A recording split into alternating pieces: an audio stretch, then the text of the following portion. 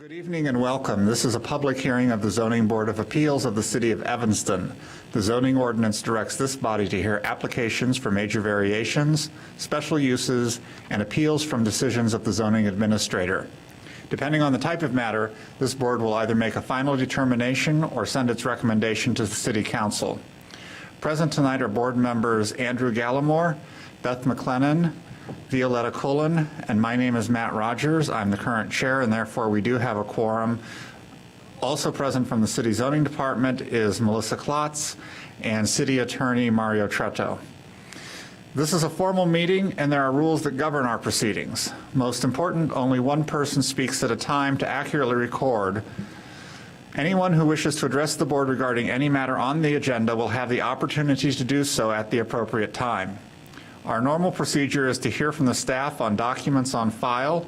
We will then receive testimony and other evidence from the applicant or appellant. After hearing from the applicant or appellant, any person with a legal interest in property located within 500 feet of the subject property may present evidence, reasonably question witnesses, or seek a continuance of the hearing. Next, others who wish to make a statement regarding the matter may do so at that time. When all opposing testimony and other statements have been heard, the applicant or appellant will be given the opportunity for rebuttal or a closing statement. All testimony will be under oath. Although we do not apply the strict rules of evidence, please limit your testimony or statement to your personal knowledge. When you testify or make a statement, please state your name and address and be sure to sign in on the provided sign-up sheet. We are audio and video recorded in this space. Please make sure that you are at a microphone when asking questions or making statements so that you can be properly recorded. All proceedings are subject to broadcast at a later date. When all of the testimony, evidence, and statements have been received, the board will close the record and begin its deliberations. Any matter not concluded at tonight's hearing will be continued to our next regularly scheduled meeting. We have 3 items on the agenda this evening, 2 of which are carried over from our last meeting and 1 new matter. Is the applicant from 1910 Wesley present? I see him in front. Is the applicant from 802 Florence Avenue present? And from 910 Hinman. All right, so everybody is here. The first matter on our agenda is the approval of our minutes from the meeting on April 15th. Does anyone have any corrections or edits? No, I don't. I actually do have one.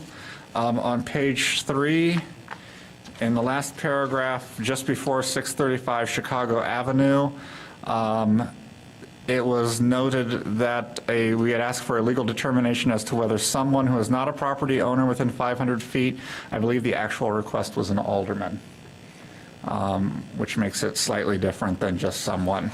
Other than that, I had no other corrections. Is there a motion to approve our minutes for April 15th?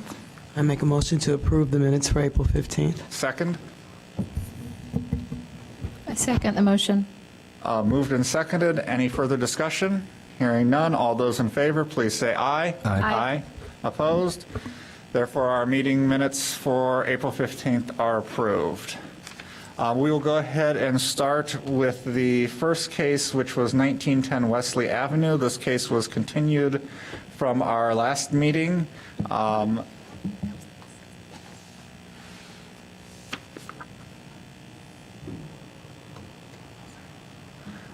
just been noted, it's been noted that the minutes were for the May 6th meeting, even though it says April 15th at the top of them. So we will make that correction as well. Therefore, 1910 Wesley was to be renoticed, and I'm assuming that it was. That is correct. Therefore, we will pick it up where we left it last time. I would remind anyone who testified to us last time that they are still under oath.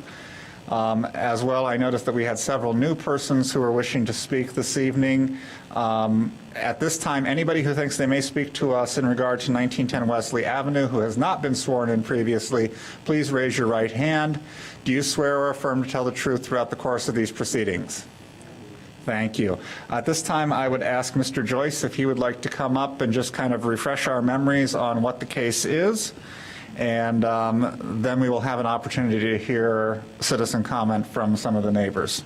Hi, I'm Gary Joyce. I live at 1925 Wesley. This project is to add a garage to 1910 Wesley. We've owned the property for approximately 30 years. We've improved a number of properties on the street and have sold them, and we also still own a half a dozen properties on the street.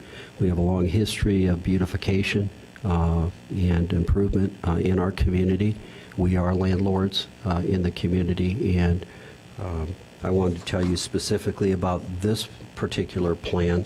We did submit architectural drawings on the project. Our architect worked with staff so that we could determine the best way to put a garage in. This was agreed to be the way that a one-car garage could be installed. We looked to going off the alley, and because of the dimensions of the alley, it wasn't possible. We have an existing parking space which has been at 1910 Wesley since I owned it, and that's 30 years, and beforehand, that's not a part of our discussion today. That's simply an existing space. I would like to say that as we submitted our plans to staff, we reviewed those. We amended those plans as a result of staff input, and we presented the plans to the Zoning and Planning Board. We resoundingly passed from staff with all the department heads there and the representatives. There were two concerns. So the biggest concern was the issue of the infiltration, and was there something that we could do to amend the 71%, because 60 in an R5 zone is what is, well, that's why we're here, because it's 60%. The architect then did submit additional data showing that we would be using the state-of-the-art materials, and that the 20% that the staff typically uses would be a low number, that it's designed to be, quote, 100%. Now, nothing can be 100% once it compacts, but we found every area possible to put this additional paving in, which has had a substantial impact. It was mentioned that we perhaps could add rain, some type of rain retention. We do that now at our house in 1925 and in 1929. We use it for our organic garden. We also have a passive system whereby we have used gravel to take the rainwater out of our system, but also to put it in the center. We've dug down 6 feet and we've moved all the water down. So we know how to do this type of thing. There's an opportunity if we are passed that we can include that in the green space now. So we're not going to have to worry about water. We're also talking about sand. It's ridge, and the water on ridge, as we know, has been for a million years sand, and we've always had a dry basement for 30 years. So those are the things that I wanted to mention. I also have. We mentioned that some of the property owners had agreed. I spoke with no one who hadn't agreed, although I didn't speak to the Kennedys, which I would like to do, but I think we'll get an opportunity to talk with them today. And I haven't spoken with every owner, but what I do have are representatives from 11 properties, signed statements here that they approve and they're enthusiastic. Why? Because it's a continuation of what I do, which is I improve properties. That's what I'm about, beautification. I always have been. I was the first person who planted flowers in the 1900 Wesley block. I've owned properties on Asbury, on Jackson, and everybody will tell you, like me or not, I always improve my properties. This is a continuation of that. Thank you. Thank you. At this time, what I will ask is anyone who wishes to make a statement, I'm not going to call names because some people may want to. I noticed there were groups of people who sort of were at the same address who may want to make statements together or separate statements. So I'm just going to ask whoever wants to come up to please come up first. And if you would tell us your name and address, please, before you make a statement. My name is Latasha Kennedy. I'm at 1403 Emerson Street at the corner of Emerson and Wesley. That's next door to 1910 Wesley. My grandmother's here, who's the property owner. Her name is Burdell Kennedy. And we discussed as far as the space being too small, that we don't see the purpose of having a one-car garage there in that spot or in that space right there. One, because we're already at the corner of Emerson and Wesley. Due to the traffic coming off of Emerson, we have a lot of people who kind of drive in there really, really fast around the corner. One, we have to, when we back out, we have to look and to make sure that we don't have any accidents coming backing out.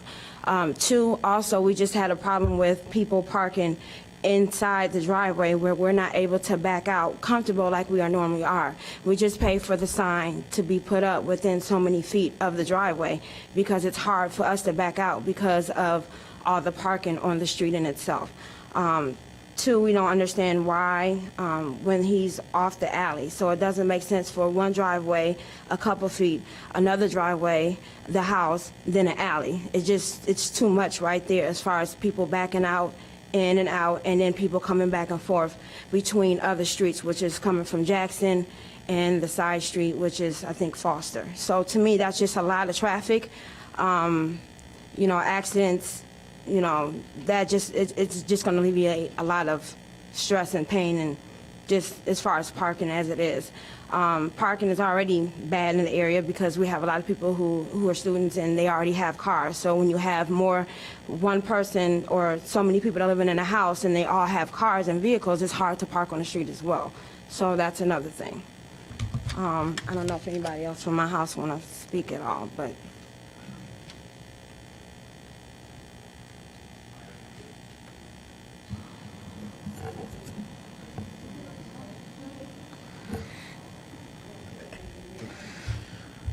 If you could tell us your name, please, and address. All right. My name is Gordon Kennedy from 1403 Emerson. I live with my grandma, my sister, and my uncle. I feel the same way. I thought it was just like, I wasn't really specifically of what, like, I understand, like he said, is he trying to say, I'm confused because I'm trying to figure out, is he trying to say that he's trying to make a 12-yard, which means 12 yards of the of a one park driveway, and then a medium of 27 wide? Because if that's the case, then that would be pushing against the fence that where we live. I'm not sure if I'm right about that. No, just for a point of clarification, the 27 feet is a setback. So typically when you have a property, you aren't allowed to build within a certain area. So that 27-foot setback is where that comes in the front yard. So it's not something that's 27 feet wide. Right. It's something can't be built within there without special permission. But yeah, I don't. It's already too many people. Like my sister said, it's already too. It's a lot of people. Like my sister said, we just recently called the police to put to put like a sign there, and they didn't come or do anything about that. There's already a lot of students next door from us who have cars, and they're parking. And we can't there's times where we have like my sister or my uncle, they have difficulties getting out of the because a student is too close to our, pull up area where we go in and park in, so I just wanted to say that I don't think there's no reason why they should just put a garage there. All right, thank you. Sir, if you'd like to, I saw you. Hello, my name is Jeff Masters. I live at 1918 Wesley, 2 houses to the north of 1910. there's the alley, a house, and then my house. I'm actually here to support the idea to put in the garage. I think Gary, in what he's done in the street, there's been a lot of, as he said, beautification. I've liked his designs. It's the reason I came and bought my house in this area. I've taken some pictures. I don't know if you want them, but I took a picture of 1403. We've got 3 driveways on the street already. 1403 Emerson is one of them.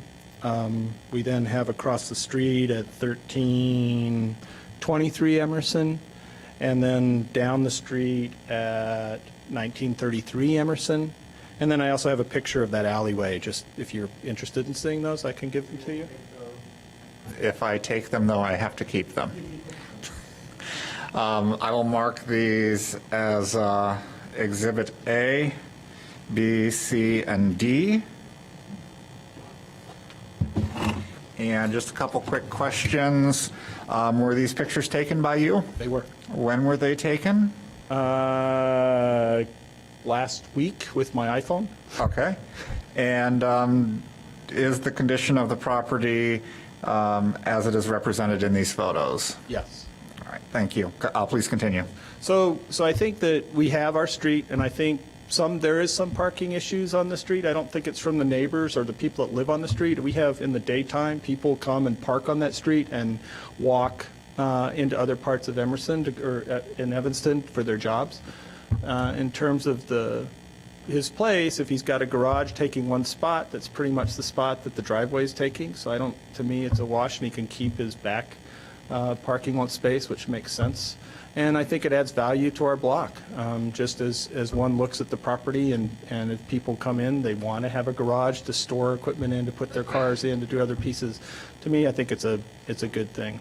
And again, I think the quality of construction that he's been doing and what's been going on in the properties have been great. It might not be germane. I took some pictures of some other pieces of properties on our street where I think there's other issues that the zoning commission could look at. Might be beyond scope, so maybe that's not. It's really not. That's what I thought. So If you have specific concerns, contact the zoning department, and they will look to them. into those. And if something needs to be raised before this board, they will do that. cool. Anyway, so just support. All right, thank you, Mr. Masters. Alderman Holmes? I just want to make it real clear that there's never been a question about Gary's taking care of his properties. He does that. This has nothing to do with taking care of the property. It's just that the lot is absolutely too small.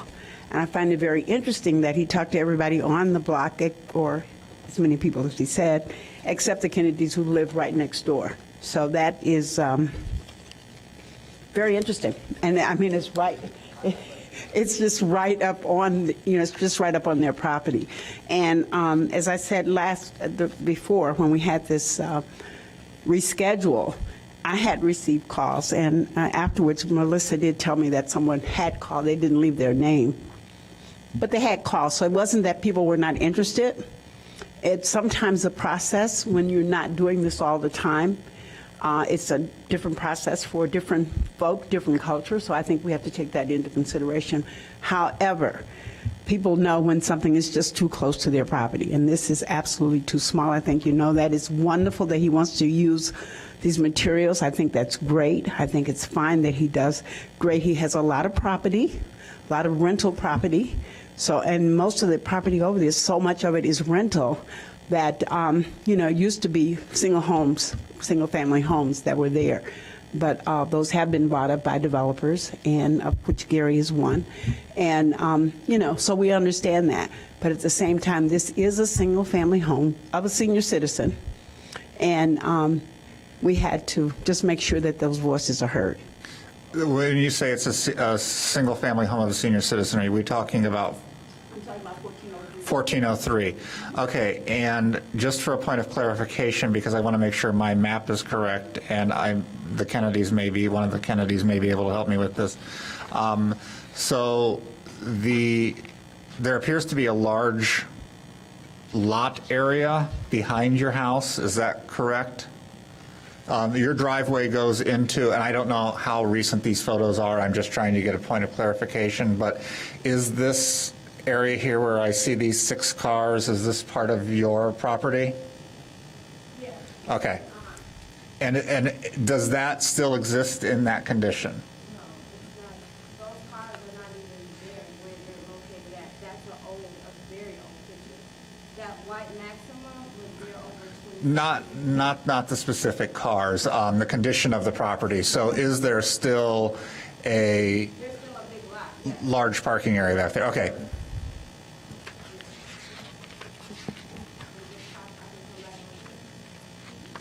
Yeah.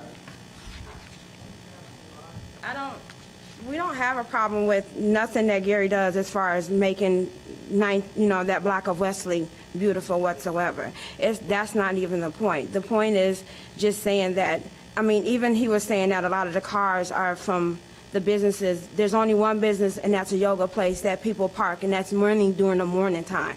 But in the evening time, there's a lot of parking spots that are used up. And then if it's on a Tuesday or a Thursday where there's cleaning, there's still hard parking there. And if you park on Emerson, it's considered to be business, so you can only park there so many hours on certain parts of Emerson. So there is a parking issue over there. It may not be for them to notice, but we notice it more. We do notice it that when the yoga people do come, that's in the morning, that's because everybody's at work, so there's not a big problem with parking. What happens is when people come home from work or people are coming home from school, that there's a parking issue. We don't have a problem with Gary beautifying. We pro for Gary for that, but at the end of the day, to me, it's just consumed and it's too much and it's crammed in that one little section right before the alley to have all of this right there. That's our only problem, and it's too close to our house. That's it. We don't have a problem with that. We don't have a problem with anything. It's just that it's too much. It's parking issues right now. And the parking there between where our driveway is and between there, I think 2 to 3 cars can park right there, depending on the size of the car. There has been times where there has been 3 cars that have been parked there, which is no problem. But now if you put a driveway there, there's not going to be but maybe 1 car? And if that's a problem, that car's going to have a problem between the alley and that driveway of parking there, of somebody backing out and somebody coming in another way. So to me, it's a lot. It's going to be a lot. So, Okay, thank you. well, Was there anybody else who wished to speak? You'll get a chance in just a minute, Mr. Joyce. Was there anybody else who wished to speak to us on this matter? I see someone coming in from the back. Excuse me, I'm Nathan Halliburton. I'm at 1317 Emerson. I came here for an education. Why is there a certain specification on the size of a lot and what to build? And the reason I'm asking this question, because if I get ready to do something, I need to understand that if you have certain sizes for what. So the issue here is I don't know what size this lot is, why the 27 foot. If you could help me understand why you had that in the zoning thing, there must have been a reason why you said 27 feet. I think our current zoning ordinance is 1993, is that the last one? Every city has an opportunity to decide exactly how it wants to zone its property. Okay. Part of that is putting like businesses together, keeping residences together, so you don't have large factories right next to single-family homes. Understand In Evanston, we also, of course, have the university, which has certain zoning districts for itself. Then within each one of those, there is a certain amount of green space that is hoped to be maintained. That's where a 27-foot front yard comes in. So the amount of green, something. So it's really to have open space, so you don't have building literally butting against another building just all down the row. The idea is to have open space, green space, so that air can move, so that light can get through, things like that. So what he's asking for is you violate that 27-foot space.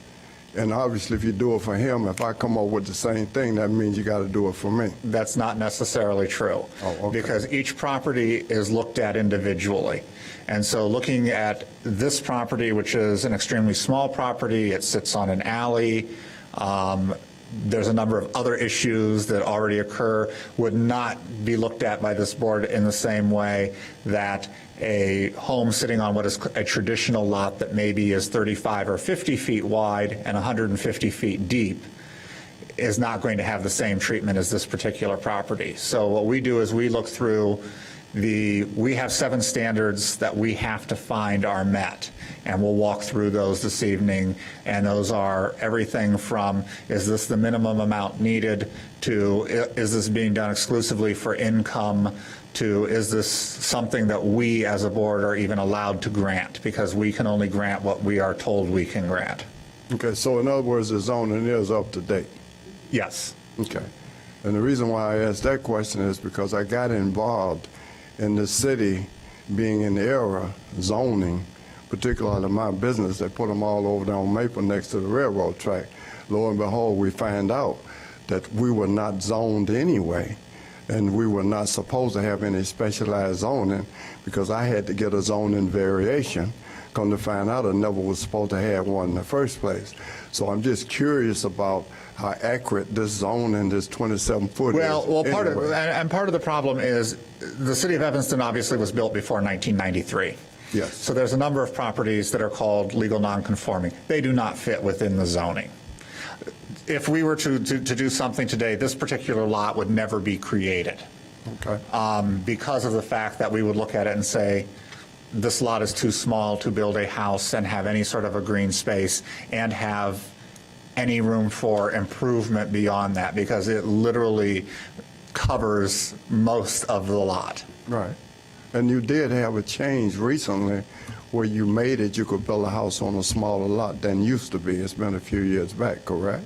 There's constant updates to the zoning ordinance, so it's kind of always in flux, but. So what I'm getting at, if you grant him the right to do a garage, then other people in the neighborhood can also apply that a property too small to put something on, and as long as we don't have a mass opposition, it will be done. Is that correct? That is not correct. Okay. Because we have to find the 7 standards are met. Okay, And I'm if trying this- to get information Right. to learn, because anything that affects him in that area could also affect me. Right. So if I understand why you've taken action against him, then I know whether to apply or not to apply, because I expect the same treatment under the equal rights law. And if you are looking at petitioning something, the zoning department will help walk you through that process, and they have a pretty good idea as to what sorts of things this particular board is interested in and what concerns we have on certain properties, and they can help guide you so that your project is geared toward approval as opposed to coming up with some proposal that we're just immediately going to say no to. Okay. Thank you very much. Thank you. Is there anyone else to speak with us tonight?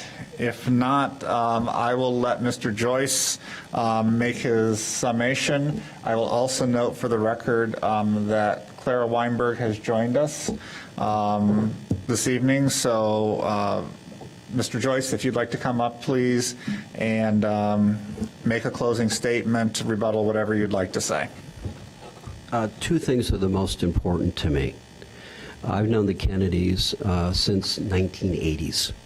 I've been in their home as their guest a number of times. It may have nothing to do with this board, but I want to tell you that I am personally offended by having an alderman from this city say it's quite interesting that I didn't meet with the Kennedys.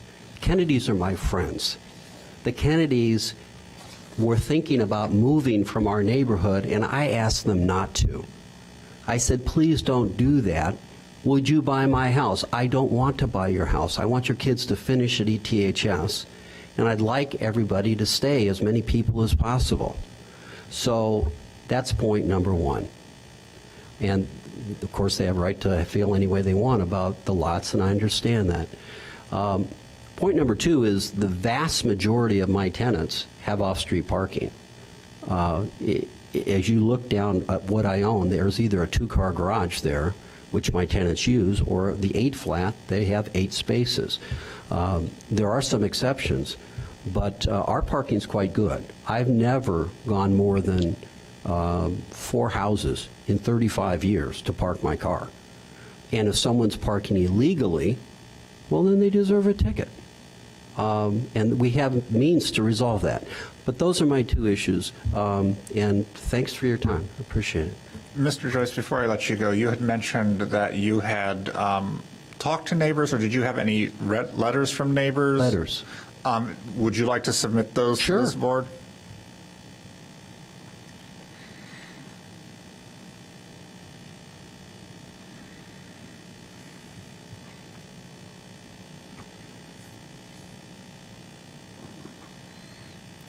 Thank you. I'm going to just do a quick.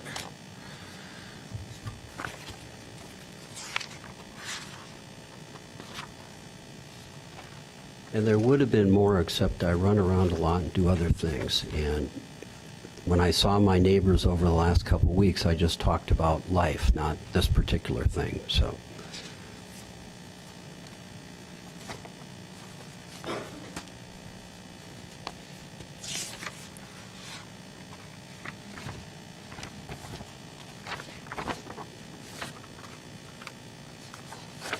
As far as signing.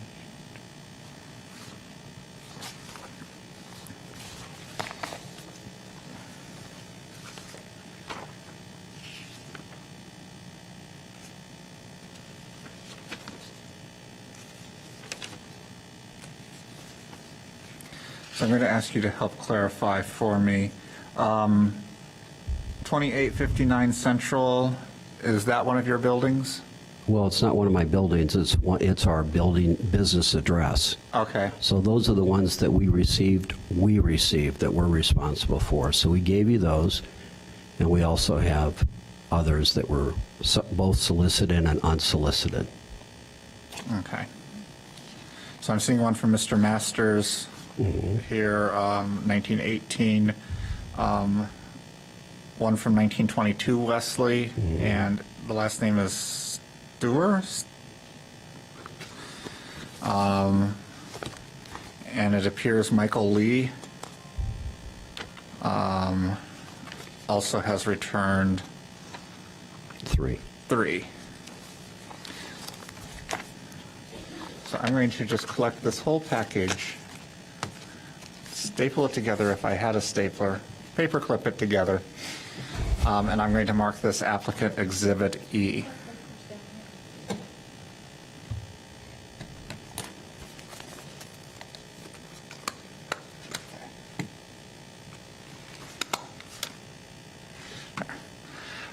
Thank you. Thank you. Does anyone have any questions for either Mr. Joyce or any of the neighbors who spoke? I had one question for Mr. Joyce. Forgive me, we might have gone over this last meeting, but help me out. When you guys were making the plans, there was there's not enough room to convert the back parking space into a garage. Is that what, am I recalling this correctly? We have about 13, 14 feet in the back. Oh, right. And that's an existing parking space. Right. And then there's about 17 feet, more or less, for the side yard. So there was no way to use that as a driveway for a 2-car garage. Right. So that's why that came up. Okay.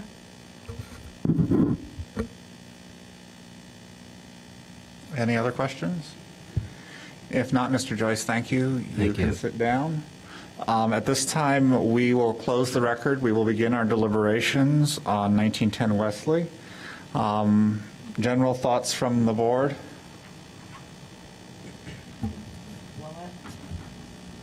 Well, I agree that your properties have made the neighborhood just completely a different place. I do agree with that. My concern is not even that it's so close to their house, but just that the traffic in general with that alley, because everything over there is a one-way, and that alley is pretty much traffic like a street. I've seen people just go around that way, so that's my concern with this proposal.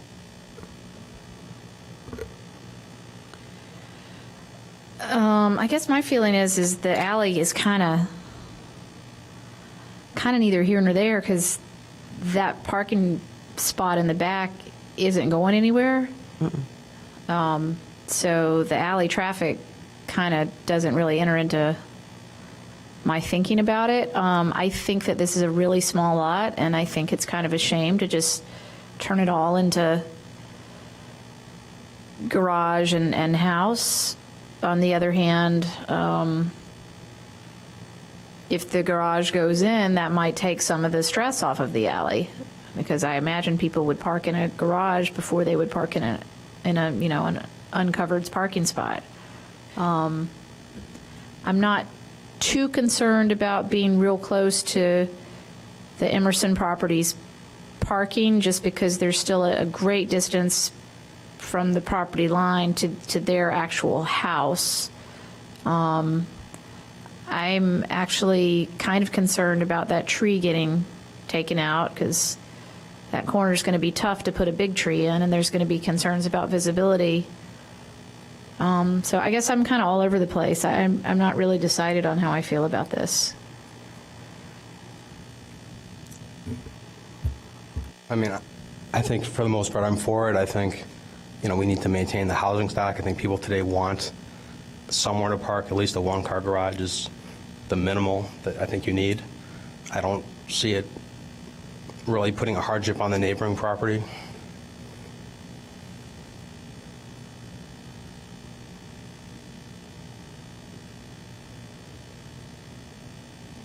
So it's back to me.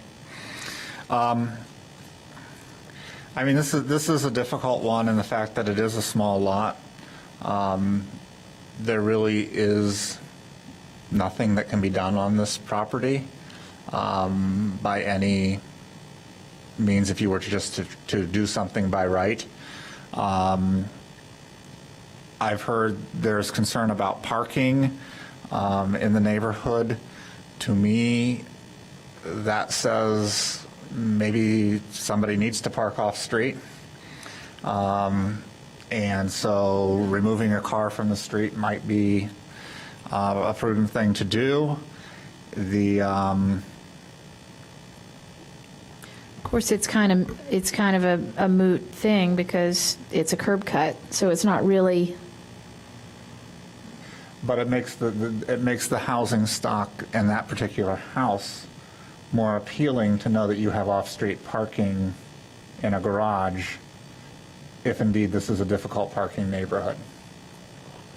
I mean, I think it's a zero net gain in terms of adding or taking away parking. I think the difference is the homeowner's guaranteed a spot in their house versus it may be there in front of their house when they come home from work. There may not be a space in front and someone from a block away is parking there. Right. So I think at the very least we're guaranteeing the homeowner a spot. I don't think we're taking away or adding any spots, but I think we're guaranteeing whoever lives there somewhere to park. But one of the things that we are tasked to do, and what the comprehensive general plan suggests, is that we try to find off-street parking wherever possible. Right, something this we should. Right.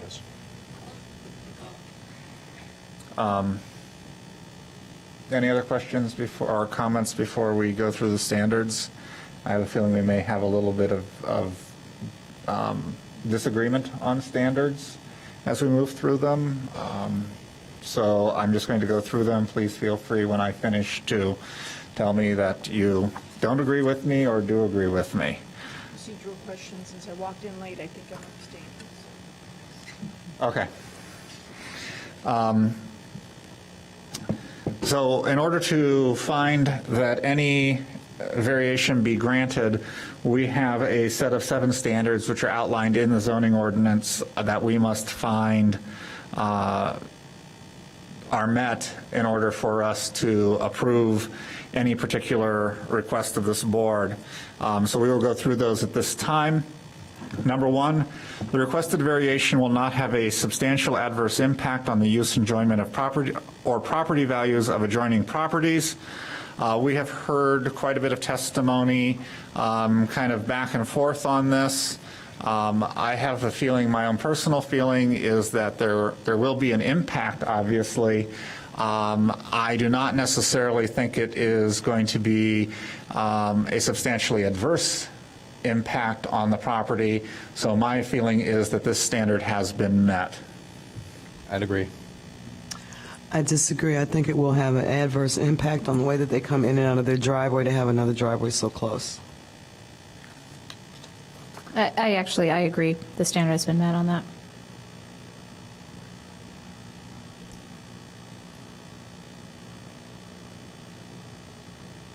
Number 2 is the requested variation is in keeping with the intent of the zoning ordinance.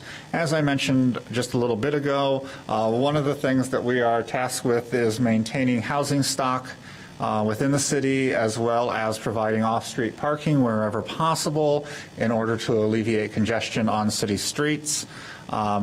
Although this is a small property, we would like to keep a small single-family home like this available to people as opposed to seeing it removed from the housing stock.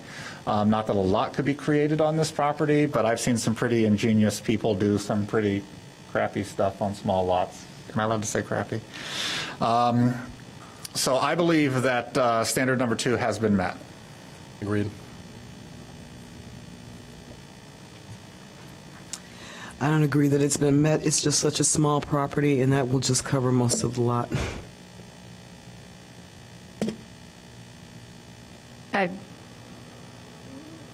Read the standard one more time, sorry. Read it. Just looking The at this. requested variation is in keeping with the intent of the zoning ordinance. I mean, doesn't the zoning ordinance want us to improve the housing stock as well as provide parking? That's my interpretation of it, That's what I see. but everyone is entitled to their own interpretation. I'm not entirely convinced that sticking this garage on the side of this house improves the housing stock. I mean, I think it improves the marketability of this particular house, but I'm not totally convinced that it improves the actual housing stock of the house, if that quality. My opinion is that it improves the stock by improving the desirability. I mean, you could call it marketability, but I'd say the desirability of it, which means, it's going to be more desirable to people in the future. There who want a garage. also might be somebody that says, wow, that would be a great little house if it only had a yard. Right. As well. Yeah, but I mean, at that point, they're not going to buy this house. There isn't much of a yard to speak of now, so. Also, I'm thinking about what you said to the gentleman who asked you about the meaning of the zoning ordinance, and how you said that 27 feet was to keep an open space. There's a lot of stuff going on right there, and it's hard to keep it There open is a lot of space. stuff, but one of the Yeah. things that I consider is what's going on the properties next to it, and I see a very large, open, empty space. It's true. So whereas we don't give rights to a property owner because of their neighboring property, one of the things that this board often looks at is when someone requests a side yard zoning setback of 2 feet, this board is less likely to grant it if the property that it abuts is also very close to the property line. But we have a number of homes that are very far offset on a property, and so, in my opinion, that all weighs into the decision. So whereas I think it is going to put more on this very tiny lot, yes, I also don't think that it is taking away all the open space that's around there, that there's still the ability to have light and air movement and everything else. Creatively. So I need an answer from you. I'm going to say that I just don't think the standard has been met in this case. Okay, so that's 2-2. Number 3, the alleged hardship or practical difficulty is peculiar to the property. I would say that this definitely is a case where this is applicable. Absolutely. It is a very small lot and also located on an alley. So I believe that Yes. standard is met, and I think everyone agrees. Yes. The property owner would suffer a particular hardship or practical difficulty as distinguished from a mere inconvenience if the strict letter of the regulations were to be carried out. This gets into a little bit of a gray area in terms of what is your right to have a garage and off-street parking that's covered. Considering there is off-street parking to the rear of this property, there is space there for one. This being a single-family home, I'm a little bit torn on whether this is met or not. But for the reasons that I've stated in terms of trying to maintain a small single-family home and make it as livable and desirable as possible. I believe that the garage would do that for this particular property. There always is a possibility, hopefully, that at some point in the future, maybe the parking in back would go away. Not that we can hope for that or anything, but I think that the having of a garage outweighs the negatives of this, and I know there's going to be people who do not agree with that, so. I would agree with you. I disagree. Mary Beth? Yeah, I disagree as well. Number 5, the purpose of the variation is not based exclusively upon a desire to extract additional income from the property. I have not heard anything that is going to generate income by adding a garage to this space, so I don't believe that this presents any problem and that this standard has been met. Actually, I don't think that he even talked about charging for extra for the garage or anything like that. It will improve the property, however. Right. Right. I'd agree.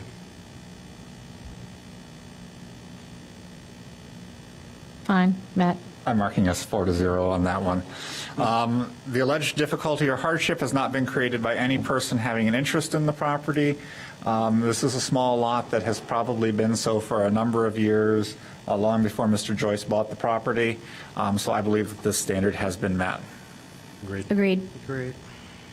And number 7, the requested variation requires the least deviation from the applicable regulation among the feasible options identified before the zoning board. We have talked a little bit about the property not being able to hold any size of a garage on the rear of the property, it being a very small lot. There really is not a lot that can be done with this particular space, so I believe the standard has been met. I know there will be opposition. No, I think that it's requiring the most deviation, and I just think it would just cover the entire lot. So I don't agree. I'd agree. Mary Beth? Read the standard one more time. I'm sorry, I keep looking The at the requested plan. variation requires the least deviation from the applicable regulation among Right. the feasible Yep. options identified. I mean, if somebody was going to grant it, it does look like it's the least deviation, so I suppose that standard has been met. So with that, we are split on a number of the standards, and because of the way I can tell that the vote is going to go, I will make a statement that no action can pass this board without 4 concurrent votes, either for or against it. We have 7 board members. We have 2 board members beside Ms. Weinberg, who has recused herself from this because she missed some of the testimony. Those members will hear testimony. They'll be able to watch the videotape and then make a decision. They will cast their vote at the next meeting that they attend. So with that, I will ask if there is a motion, and if so, I would recommend making a motion in the affirmative that can be either denied or approved. And that we put any conditions on it that people think may be necessary. One of the discussions was rain barrels, as well as the discussion that we've had on the impervious surface conditions. Sure, I'm happy to make a motion. I move that in the case of ZBA 14ZMJV-0031, 1910 Wesley Avenue, that we approve major zoning relief to construct a 1-car attached garage and driveway with the following conditions: that the property owner uses all the pervious materials that he presented in testimony, that any other water conservation measures be put into place to reduce the amount of runoff, and that the project proceed in compliance with the testimony and documents presented to us. It has been moved. Is there a second? A second. It's been moved and seconded. Any further discussion? Hearing none. All those in favor of the motion, please say aye. Aye. Aye. Opposed? Nay. Nay. So we stand at a vote of 2-2. So at our meeting, the next meeting where these board members attend, no one else has to attend because there will not be any further testimony. They will be asked if they have watched the recording, and they will be asked to cast their vote.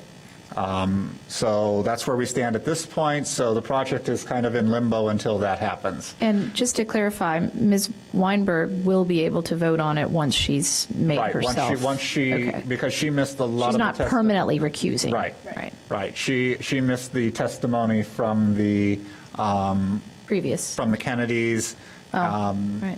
And Mr. Masters, who came and spoke. So she will hear that, and hopefully on June 3rd, which is our next regularly scheduled meeting, we will have those votes in, and then we'll be able to tell you what's going on with the project. Thank you for everybody for coming out, and that's where it stands at this point with a 2-2 vote.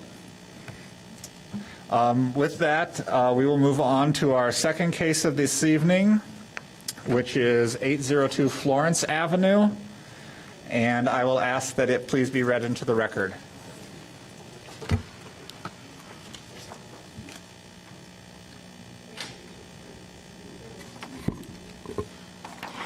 Karen Pratt, property owner, applies for major zoning relief to subdivide one lot of record into 2 lots of record.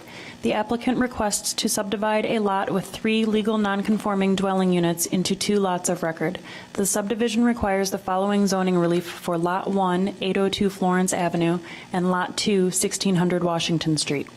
Lot 1, the applicant proposes a lot size of 4,000 square feet, where the minimum lot size for single-family residences is 5,000 square feet. Zoning Code Section 6844.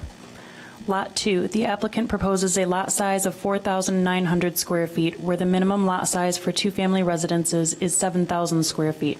Zoning Code Section 6844.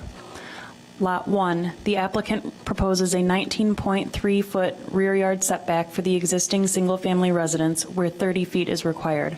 Zoning Code Section 6847A4. Lot 2, the applicant proposes a 15-foot rear yard setback for the existing two-family residence where 30 feet is required. Zoning Code Section 6847A4. Lot 1, the applicant proposes a 3.5-foot north interior side yard setback for the existing 2-car detached garage where 5 feet is required. Zoning Code Section 6847C3. Lot 2, the applicant proposes 0 parking spaces where 3 on-site parking spaces are required for two-family dwelling units. Zoning Code Section 61635. The Zoning Board of Appeals makes a recommendation to City Council, the determining body for this case. Documents included as part of the record include variance application submitted April 2nd, 2014, standards form, zoning analysis, plat of survey dated November 18th, 1994, images of property, aerial view of property, zoning map of property, and Spark draft meeting minutes of April 30th, 2014. Thank you. If I could ask anybody who will be speaking to us in the matter of 802 Florence, please raise their right hand and be sworn. Do you swear or affirm to tell the truth throughout the course of these proceedings? I do. Thank you. And if you could please state your name and address for the record. Yes, my name is Karen Pratt, and I'm the property owner at 802 Florence. It's a unique property, which I'm sure they all are, but it consists of a 2-flat and a small single-family home. And what I'm asking to do is divide the 2-flat from the single-family home where I've lived for 22 years so that I can manage to stay on the property. It's just become a little bit financially difficult for me, and it's also become physically difficult for me to maintain both pieces of both of the structures. I have checked into things such as the water. It is on a single water line, but you can tap it in for a second. The sewers are separate, so that's not a problem with the properties. In dividing these properties, it does not add or subtract any structures or any space of any kind. It does not change the density of population in the neighborhood. That remains the same. And I think aesthetically, it makes absolutely no difference if it's divided.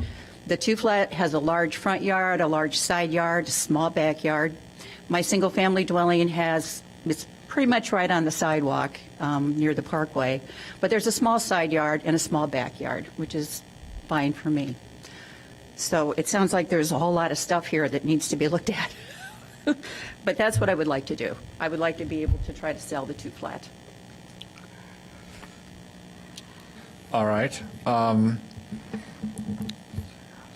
I will just start by saying that there are 6 requested variations. Is that correct? And for me, that's a little troubling. You heard the discussion that we had previously on having a house on a substandard lot. And I have some real concerns in creating 2 lots that will be considered substandard for what is constructed on them. And my greatest concern is with the single-family home, because that is on a very, very small lot, as opposed to the two-flat, which sits on a much larger lot. Can you give us a little background as to why this is necessary, why you're looking to do this? Well, to be honest, I really don't want to be a landlady anymore. I've had a lot of years of doing that, and it's been very successful. I have wonderful people living in the two-flat. I've also recently retired, so my income is quite a lot less than it was. My taxes are high. It's Evanston. So I was thinking I would love to stay in my house. As I say, I've been there 22 years. I've done a lot of renovating, a lot of landscaping on both properties. And I'd like to be able to stay in my home. But the only way I can really do that is if I can sell the two-flat. Otherwise, I have to sell the entire property. So this is just an attempt to keep my house. I'm perfectly satisfied with the yard. I mean, I know code-wise it's not large. Well, and I know that you're satisfied, but we have to look at, once we do this, it exists in perpetuity. And so the next person who comes in may not be quite so happy and look at doing improvements on the property or creating additional issues in terms of what they want to do with, like I said, particularly the single-family home is what concerns me most. Are there questions from the board specifically for Ms. Pratt?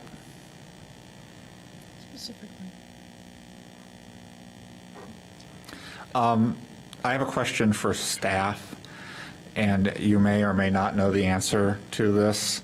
How did we end up with this particular property, having a two-flat and a single-family home existing on the same lot? The property was built approximately 120, 130 years ago. It originally was designed as a home. The two-flat was originally a home, and where I live was a coach house. Somewhere along the line, someone turned the home into a two-flat, and my house became a single-family home. When that happened, I'm not sure. As I say, I've been there 22 years, and this is the way it was when I purchased it. So, does staff know when any of these changes occurred? We do not. Records going back that far are extremely incomplete. yes, I went to records. I tried to look through the microfiche to find what I could on the property, and the latest thing I could find was a building permit from 1967. So there were not any records. I even went, they don't have a record of the sewer system. I had to have a private contractor come out to determine whether or not it was 1 or 2 sewers. It turned out, thankfully, to be 2. And the water department did have the information that it's on a single water line, both properties. So. Okay. It's always been very confusing for a lot of people because of 2 different addresses, one 1600 Washington, one 802 Florence.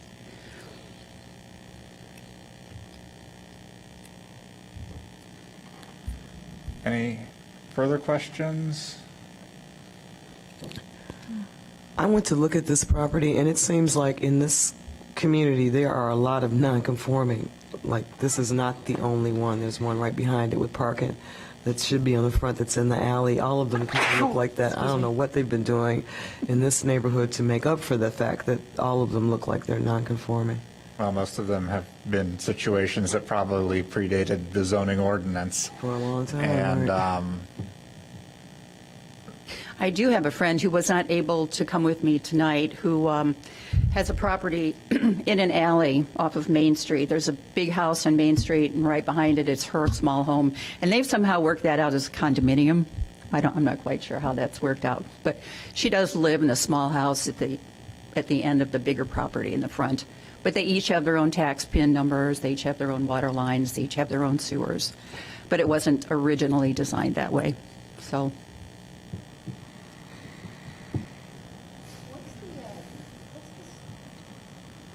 What's the square footage of the single family? Not the lot if we subdivided, but the actual, your house Itself? I can't tell you I don't know. Okay. I do know I have 3 bedrooms, 2 baths, a living room and a dining room and a deck. So it's was plenty for me to raise my children in. We didn't have any space issues, so.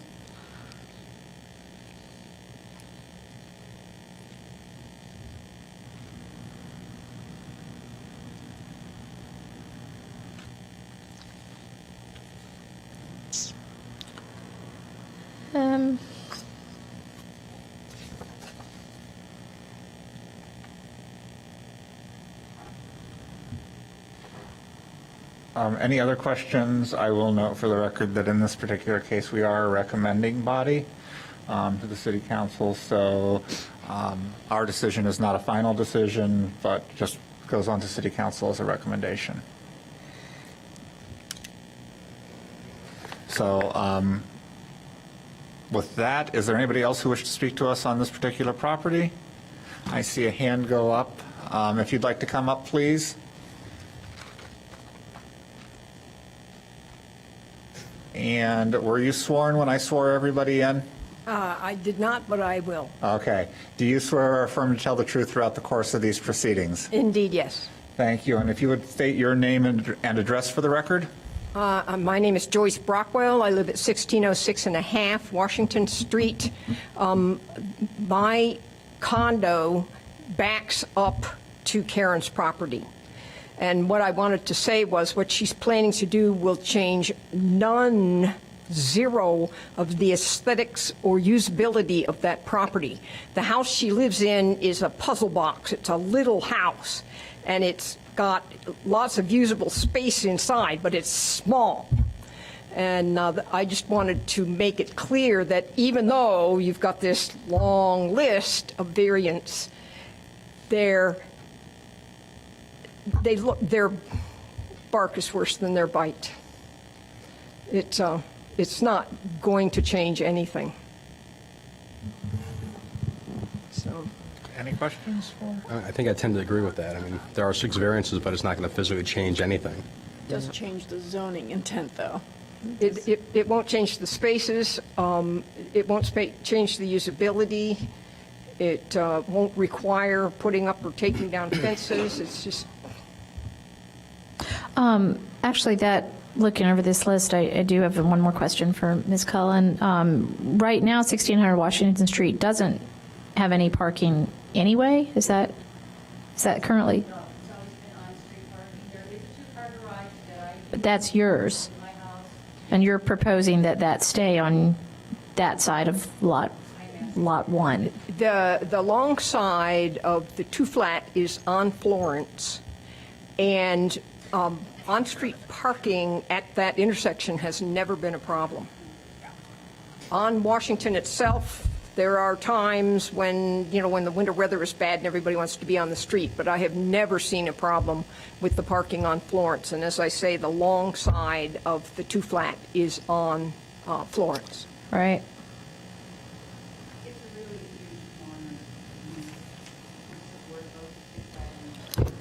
This is completely off the topic. Did you paint the buildings since you came in for the front porch?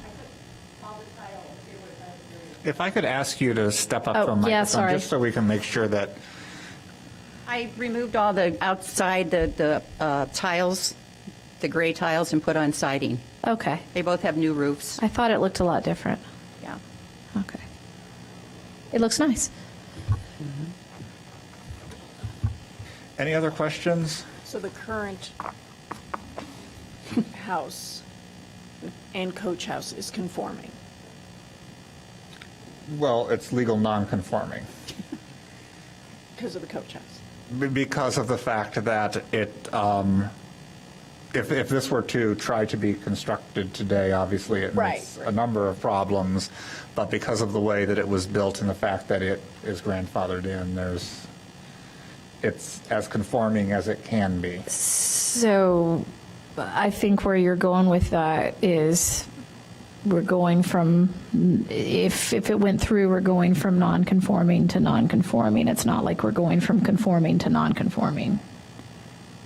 Just wanted to confirm whether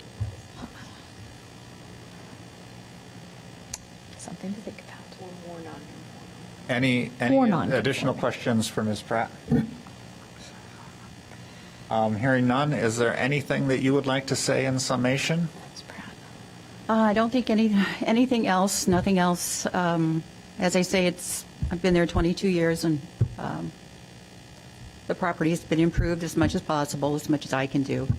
And I think, to be honest, if someone were to buy the two-flat who had the means to improve that, it would probably become a much nicer two-flat. So Thank you. that's also a I consideration. did notice a hand go up and back. I didn't see her earlier, so I will ask her to come up. And were you sworn at any point? Okay, thank you.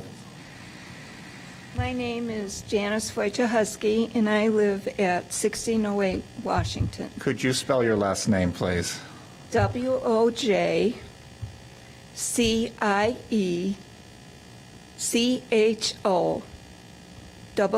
WOJCIECHOWSKI. Got it? Yes, thank you. Okay. I live in a townhouse that looks onto Karen's backyard partially, and our parking lot, which is on the south side of my wall, looks at the rest of her yard. So there really isn't anything there that you could build or move because of our property. And we have 10 townhomes that are right next door. And like she said, most of her front lawn is on the corner for those two apartments. Hers is in the back, but opposite the back of her yard, there's our 5 parking spaces for the townhomes. So Which it won't change is what we're anything. seeing in this Just- particular exactly. slide up here. Right. So it really wouldn't change anything, because our townhomes are very close to that, to her property. But everything from the street on there's plenty of room. All right, thank you. Okay. With that, Ms. Pratt, did you have anything else to add, since you always get the last word? I don't think so. Again, it's an unusual property, so. All right, thank you. Yeah. With that, we will go ahead and close the record and begin our deliberation. Reminding everyone, again, we're recommending body, so any concerns, issues, please raise them so City Council is aware of anything that we think they should consider. General feelings on the board? There shouldn't be all that mess on one lot. I mean, it's a problematic property for the zoning ordinance. That being said, I guess it's already a mess. I don't really see how changing it into 2 little smaller messes really changes anything. And I hear what you were saying earlier, Matt, about the number of variations, but looking over that list, none of them individually are really anything that concerned me that greatly. They're just small differences in setbacks, and nothing's going to change. So I would have to disagree. I think that in looking at 1,000 square feet below what the lot requires on the small lot and 2,000 square feet below on the two flat, that if we actually were to look at this property and combine the two spaces together, we come up to 11,000 square feet, I think. Is that right? But so what's going to happen No, with I'm sorry, 8,900 square feet. What's going to happen in that neighborhood with an 8,900 square feet lot? Well, Nobody's going If to. I finish. Okay. Actually, that is just about what you need for that two flat according to zoning standards. The zoning standards say 3,500 square feet per dwelling unit. That's 7,000 there at 89. It gives you a nice-sized lot for a two flat. That is. To creating two substandard lots, which God knows we have enough of in this town already. Well, we do. We do have a lot of substandard lots, but when you look at that neighborhood, creating a giant lot for the two flat isn't going to do anyone in that neighborhood any favors. Certainly not whoever might own that two flat with nothing else on it in the future, because it's. What's wrong with open space? People have to be able to pay their mortgages, and people have to be able to pay a reasonable rent for the neighborhood in question. Absolutely. Clara, could I get you to get your microphone a little bit closer, please, just to make sure? Do not disagree, however, the zoning code isn't the vehicle for that conversation. I don't think the money's necessarily is what's at issue. I think it's, if she just had the one building and was applying to separate the lots so she could build a second building, I'd say absolutely not. But I'd say if you look at what's there, it's already two buildings. You know, we'd simply be changing her ability to separate the ownership, not change the structures, not add anything or take anything away. We aren't changing her ability to do it, but we're going to have people come back to us very quickly and say, oh, I want to do this on the property, and we've already created a substandard lot, and one of our standards is that it wasn't created by someone having an interest in the property. I don't see how this board can create substandard lots and then turn around and say to a homeowner, well, you know, you have an interest in the property, you created something that's a problem, you know, so you don't get it, but we can do that. And I mean, we don't get to do it because it's council who ultimately has to do it. Yeah, but I think when you're buying and you're doing your due diligence, I mean, one, I think it's an affordable housing bonus here because it is going to sell for substantially less because you can't have parking, but it's going to be a nice little house for somebody. And I think if you do your due diligence and realize you probably can't do anything with the property, add a garage, et cetera. Every time we meet, we have somebody petitioning for parking and reducing their lot or increasing their lot coverage. So I don't think people necessarily, we all fall in love with real estate and for various reasons and don't necessarily do the due diligence. Right. We have a lot of cases that come before this board. It's one of my little pet peeves where something wasn't caught in close. Somebody didn't know they couldn't do something. right. Oh, I didn't realize that was, it's not a legal apartment in the basement. I didn't know that, so you should grant it to me. Well, you have realtors in town telling people illegal things all the time. I'm just going to identify that is a problem out there. And But so, I mean, I'm just imagining scenarios. So say, you know, she doesn't get the divide, she sells. It's still going to, people are still, whoever buys it is going to be showing up saying, hey, I need parking for the two flat. I mean, we're not, all the problems with this situation continue, whether it's a single lot or two lots. But nothing says that if you just keep coming back to us, eventually we grant you something. I mean, so, you know, the next owner can come by and say they want to do something, and they can sell it, and the third owner can come and say they want to do something, but that doesn't mean that something is going to change in our interpretation, my interpretation of what the standards say. And I think that it is, I'd like to see a breakdown of how many substandard lots are in that immediate surrounding, like, quarter-mile area. Do you have any idea? Anybody ever look at stuff like that? Not puts you on the spot, I know. Off the top of my head, I have no idea, but there are a lot. That's not the point. The point is that we don't want to make a limited situation worse. I see what you guys are saying. I mean, I guess I understand what you're saying. I guess I'm not feeling that it's really necessarily making it any worse. It's just, Not immediately, but long-term, yes. But what could happen long-term to correct this situation? I don't know that there is a real correction for this type of thing. And it's not about correcting it, it's about if we make the subdivision, then it makes it worse, and then it compounds on itself. But I guess my thought is, should we deny the current owner the ability to do something because we don't want to turn someone down in the future? That's my only qualm about it, I guess. but we don't want to create a situation in which we also have people coming to us in the future. That's not our job, is to create work for ourselves.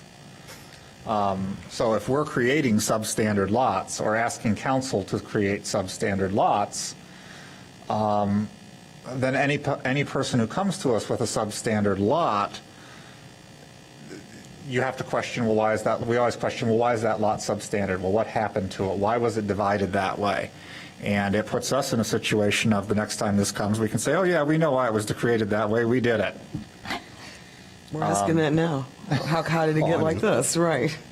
I don't want to deny it because we're, want to pass blame necessarily in the next case. I mean, I just feel like if they were asking to build on if she just had a large lot with one building and said, I want to separate this and build and have two substandard lots, absolutely not. But I mean, it's what's there already. I don't think we're compounding it by saying, you're going to have two owners now instead of one. But we are creating different yard setbacks because we're creating two different properties. Right.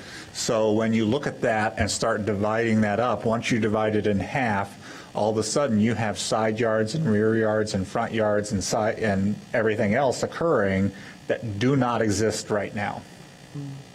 they don't exist in regulation, but they all still exist. I mean, the back of the two flat butts right up on, the two flat doesn't have a conforming backyard before the garage starts up. I mean, But there's nothing preventing this property from somebody buying it in the future and creating a single-family home. And that's my point exactly. There's everything. There's real life. There's just the neighborhood, that part of Evanston. Nobody's going to do that. That's never going to happen. I feel pretty strongly that that won't happen. I'm confident in saying that that won't happen. And I don't think that that needs to happen there. I guess my point is that substandard lots in a neighborhood that's full of substandard lots aren't necessarily a complete disaster. Creating viable lots that are similar to the other lots in the rest of Evanston. You know, and I would not. What's viable in one place in Evanston isn't necessarily viable in another place in Evanston. I think we should be looking. Sorry. I would not have as much of a problem if we were creating one standard lot and a substandard lot. We are creating two substandard lots. There's just no two ways about that. Like I said, this is 3,000 square feet shy of being in compliance if it were to stand as is. If we were to divide these and needing the space that we would need, we're 3,000 square feet short. Right. And I mean, in a two flat, that's a living unit almost. Right, but I mean, we're still at 3,000 square feet different no matter how it is, whether we keep it as is or divide it. But it's a legal nonconforming now, and we're just going to create a different legal nonconforming if we change it. But what we do when we create that new legal nonconforming is now we're adding in extra things, such as all those other little side yard setbacks and things like that, that we're going to create. And I foresee that if somebody buys a two flat, they're going to want a parking garage on it. And then we have to start looking at, well, where does that come in? And that person's going to come to us. Why do we want to create situations for ourselves that we know are going to make people come and have to request variations from us? So my question is just this: if we were to make one conforming, like the 2-flat, and the other non-conforming, is that the difference of the garage? There's room to do that. I don't know that it can be done with the way the structures stand currently on the property. Because if you're adding to one, you're taking from the other. Definitely. So if we give the 1,000 square feet back to the single-family home, now we have 3,000 square feet that we're shy on the 2-flat. Obviously, I don't think we can get 2,000 square feet from the single-family home to give to the 2-flat. There's no more over there. Right. Right. I have a quick question just for staff, because I want to just kind of throw this out there. If I remember reading Spark minutes correctly, is there another case exactly like this coming down the road, or have I misread something of dividing a lot? No, there is no case pending for Okay. another subdivision. All right. I must have misread that then. I don't know that us debating it is going to do anything other than Council's going to do what they're going to do. give council something to look at. So, as I've mentioned before, we have standards for variations that we find. With these, it's a little bit different, because since we are a recommending body to council, it does not need to have 4 concurrent votes in order to take action. It can go forward with a 2-2 split, a 3-5, or a 3-4 split, whatever we come up with. So we will begin going through the standards, and as with the last case, I have the feeling there will probably be some discussion and disagreement on the various standards. Number 1, the requested variation will not have a substantial adverse impact on the use, enjoyment, or property values of adjoining properties. My personal feeling on this is that although it does not necessarily at this particular time create issues for us, I have a feeling that we are creating a situation that will impact the other properties around it, which puts me in a little bit of a conundrum as to how to vote on this one, but I'm willing to give the benefit of the doubt to the homeowner in this particular case, and will state that I believe standard number 1 is met. I agree. I agree. Agree. Okay, so we have 4-1. Number 2, the requested variation is in keeping with the intent of the zoning ordinance. This is one of the ones that I have a great problem with. I believe that the zoning ordinance does not intend for us to create substandard lots in the city. We should be doing everything we can to try to make our properties conform as much as they can, even though they are on small lots. There's weird things that happen in this town. There are many, many substandard lots, but I don't believe it is in our best interest to create additional substandard lots in the city. So I believe the standard has not been met. I disagree. I disagree.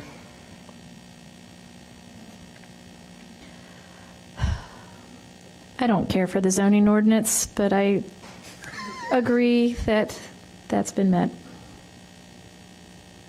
I agree that it has not been met.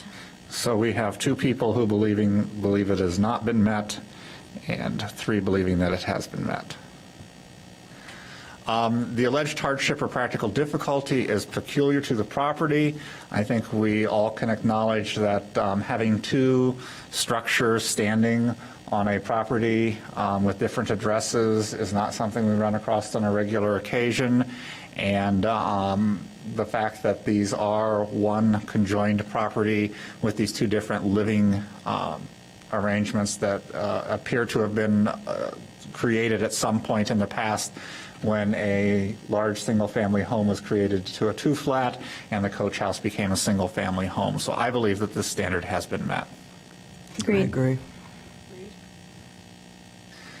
The property owner would suffer a particular hardship or practical difficulty as distinguished from a mere inconvenience if the strict letter of the regulations were to be carried out.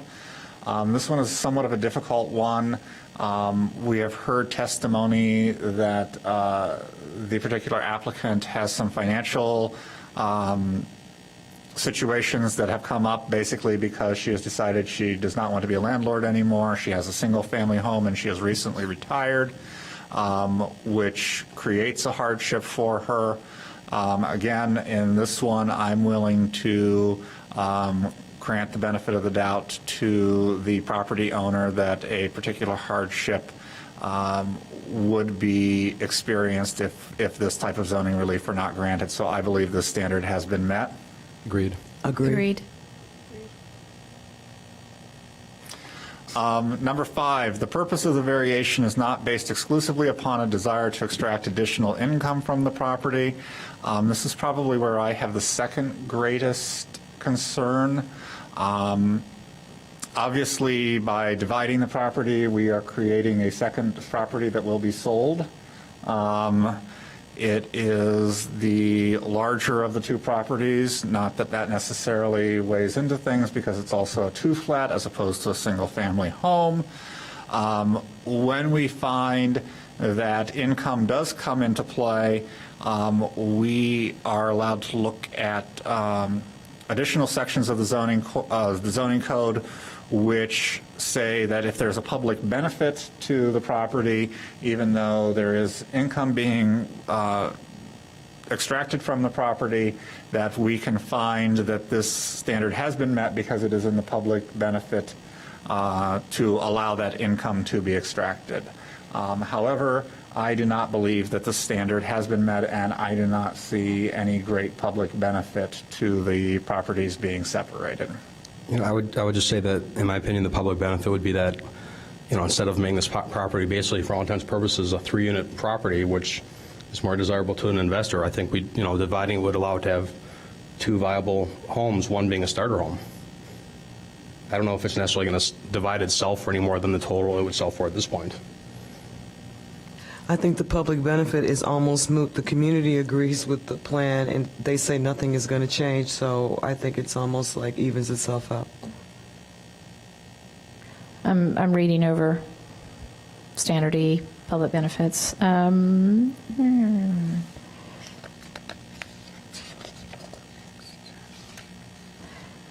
not think the standard has been met. Okay. Yeah, I guess I actually don't think the standard's been met on that one either. So that puts us at 2 believing the standard has been met and 3 believing it has not been met. Number 6, the alleged difficulty or hardship has not been created by any person having an interest in the property. As we stated, this was a situation, the homes are probably close to a century plus years old, and the fact that the properties were created as a large single-family home and a coach house, and that the properties have since had their use changed to be a 2-flat and a single-family is not something that's been created by the applicant. So I believe the standard has been met. Agreed. Agreed. Agreed. And number 7, the requested variation requires the least deviation from the applicable regulation among the feasible options identified before the Zoning Board of Appeals. This one, I have to say the standard has not been met just because of the fact that I don't see how we can put so much, give up so much to substantial properties. Like I said, I have the feeling that if one were closer, if there were a better balance between the two, but it's obviously a situation that's being divided the way it is. But I don't think that it's the least deviation. I would say that there's probably a better solution to it. I don't see a better solution. I mean, if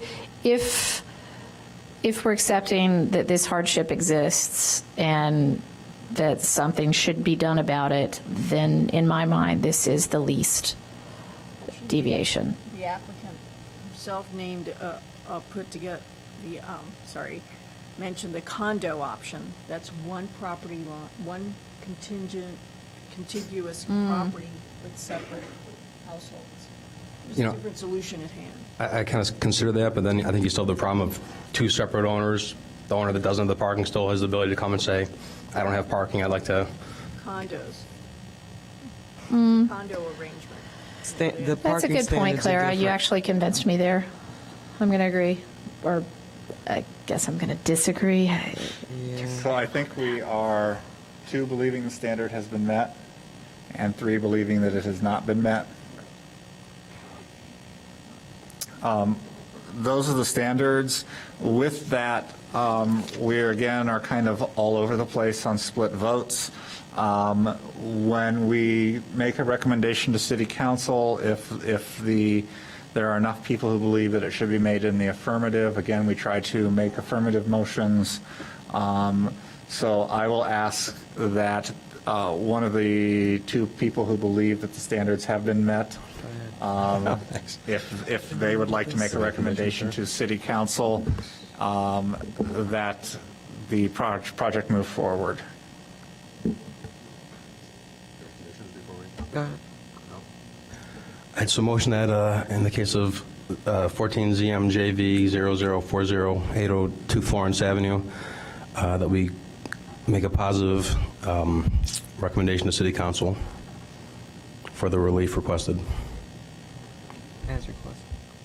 I would just add that Second. we typically do that with provided that the development be within compliance with the testimony and documents submitted herein. Okay. So it has been moved and seconded. All those in favor of approving the variation for 802, or recommending approval of the variation for 802 Florence Avenue, please say aye. Aye. Aye. All opposed? Nay. Nay. It will go to City Council with a 2 in favor, 3 opposed. And as I mentioned before, City Council is the final determining body. So Melissa will be able to keep you up to date as to when that will go to Council. Thank you.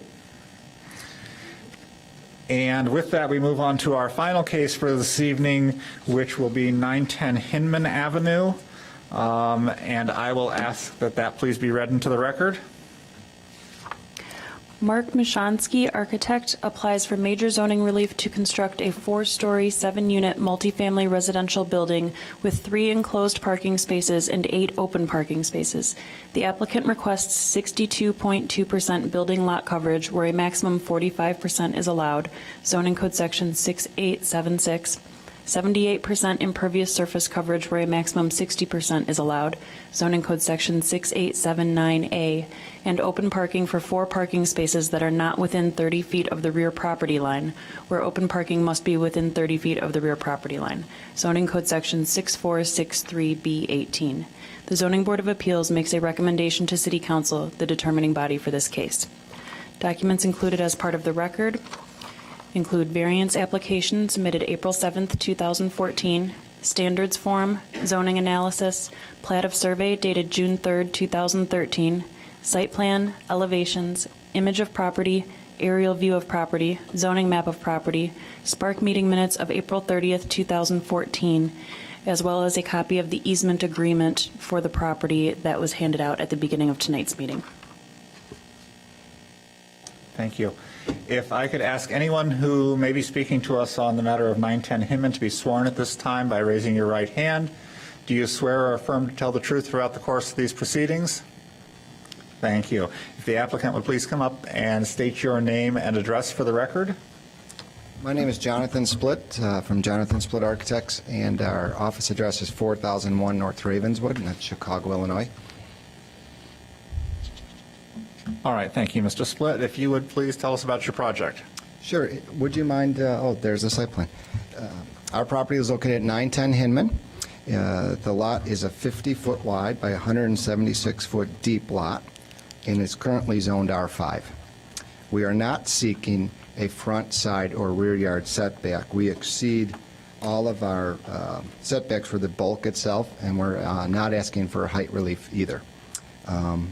Where our hardship lies, and what we hope to explain briefly, is in order to build a multi-unit building, we're allowed 7.5 units. We propose to build 7 units. We have to obviously have parking for the building. We hope to locate all of our parking off the rear, which would be an alley, which is typical for the neighbors to our north. To our south, we back up to 2 larger buildings that front on Main Street and occupy the entire lot. The buildings to our north are also multi-unit buildings that have paved impervious surfaces where they park. What we propose to do is have 8 outdoor parking in the rear of our lot. Spots numbered 5 through 8 partially are outside the 30-foot area for required parking.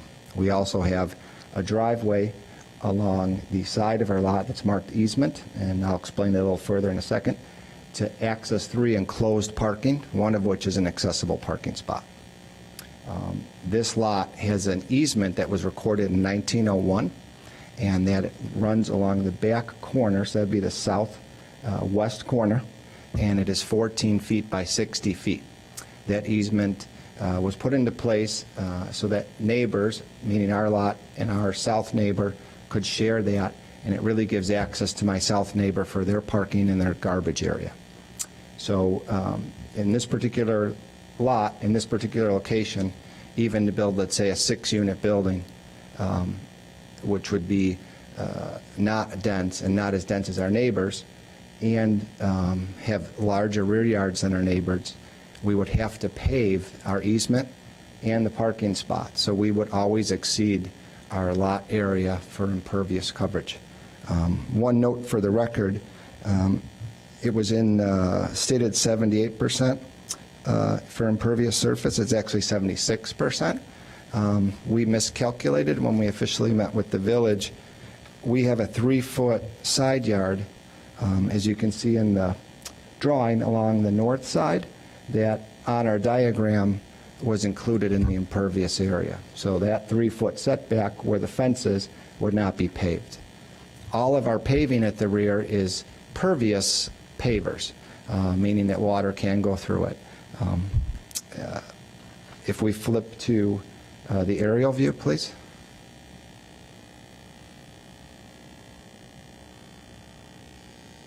Thank you. You can see our 2 neighbors to the south. We've got a courtyard building on the east. We've got a kind of a trapezoid-shaped building next to it that front Main Street, and to serve, I guess, the darker roof, the black roof building at the west. That's why that easement's been in place since 1901.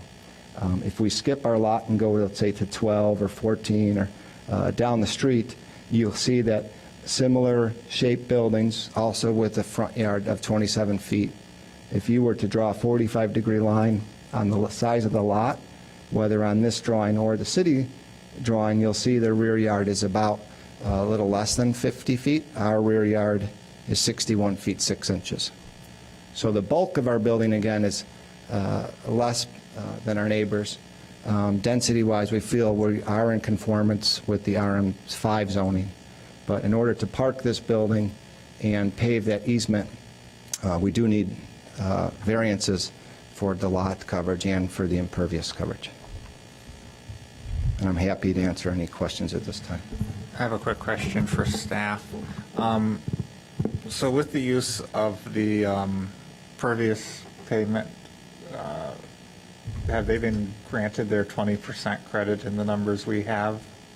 I believe they have. Okay. And Mr. Split, this is currently a vacant lot, is that correct? That's correct. And do you know how long it has been vacant? I believe 2 or 3 years. It said the property was a single family that got demolished in 2010 in the packet. Right.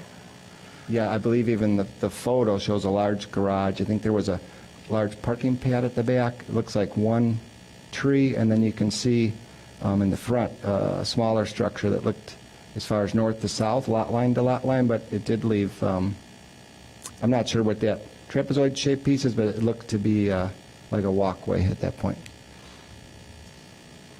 So currently, the easement area is not paved, and you are proposing to pave it, but you're proposing to pave it impervious? That's correct. It's historically it says to be used as paved alley. I have a copy of the easement if you'd like to see it. No, I've got it. And it looks like at one point it was concrete. It's just in bad repair. It's a little beat up, but we propose to repair that area and use pervious pavers.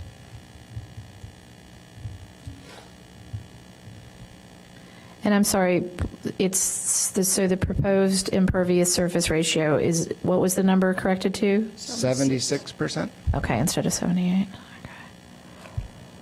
Yes, and there's a calculation sheet for that our building, including the front and sidewalks, is at 4515. The pervious paver area, including the easements, at 2918, and we did take the bonus, as Melissa stated, to 2334.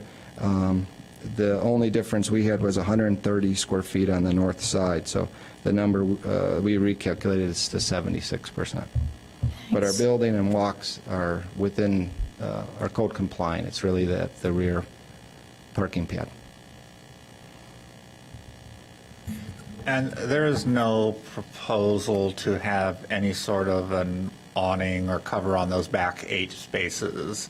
The 3 spaces that are within the envelope of the building are the only 3 that will be covered. Is that correct? That is correct. The outdoor spaces are to remain outdoors. There's no plans for a carport or anything else.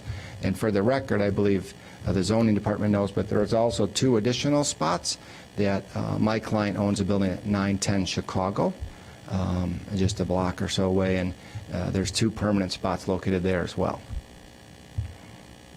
So for our required 11 spots, we have 13 total. And is that in keeping with how many spaces they're required to have? Yes, the 2 off-site parking spaces do count towards the required parking as long as that off-site parking is within 1,000 feet of the site and owned by the same property owner. Okay. And for example, if we were to take the 4 spots and move them off-site, if we still paved the easement and the 4 spots off the alley and provided a small drive to the back of our building, we'd still be over.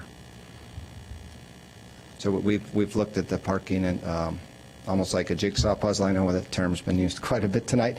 And no matter how we put it together, we seem to be over that coverage.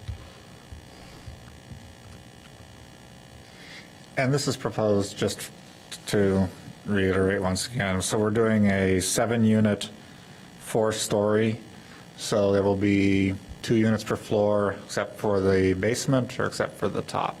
There are floor plans. We can, if we looked at, for example, the first floor, I could explain it. There's 2 units per floor on the 4th and 3rd and 2nd, but at the first floor, if you look at the bottom unit where the accessible spot is, when you come in the back door, you can access either unit at grade.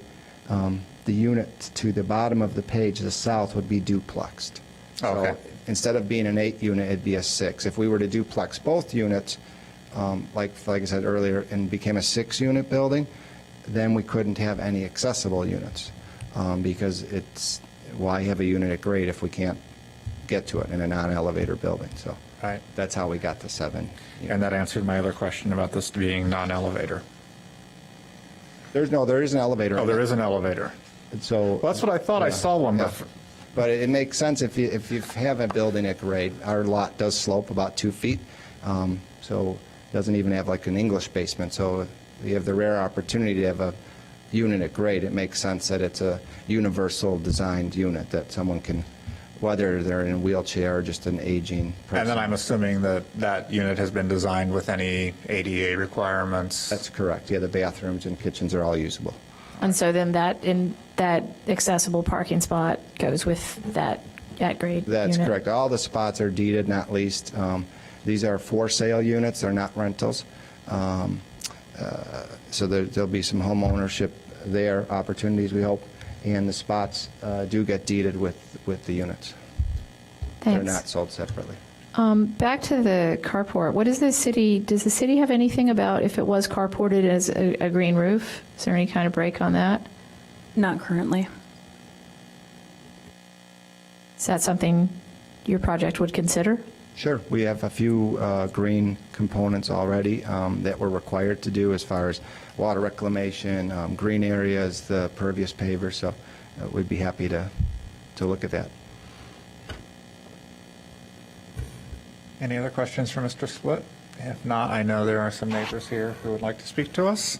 So you can go ahead and have a seat, and I will ask whoever wants to speak first.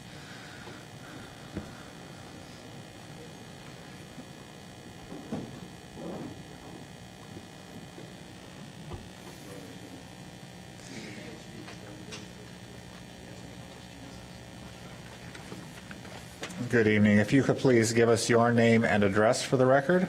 My name is Robert Perrone. I live at 3109 Lindenwood Lane in Glenview.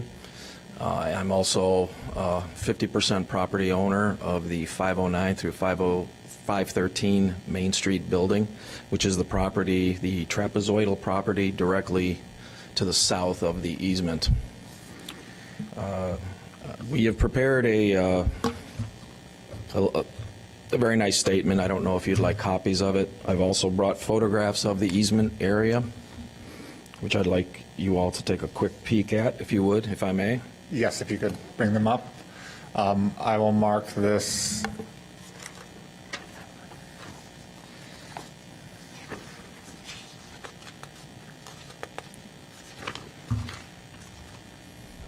Did you want copies of the general statement? No, that's fine. So you have handed me a packet of 9 photos. It should be 10. 10?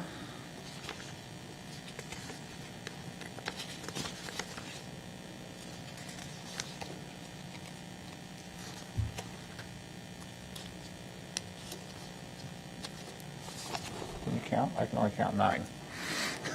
But 2 may be sticking together for me. Were these pictures taken by you?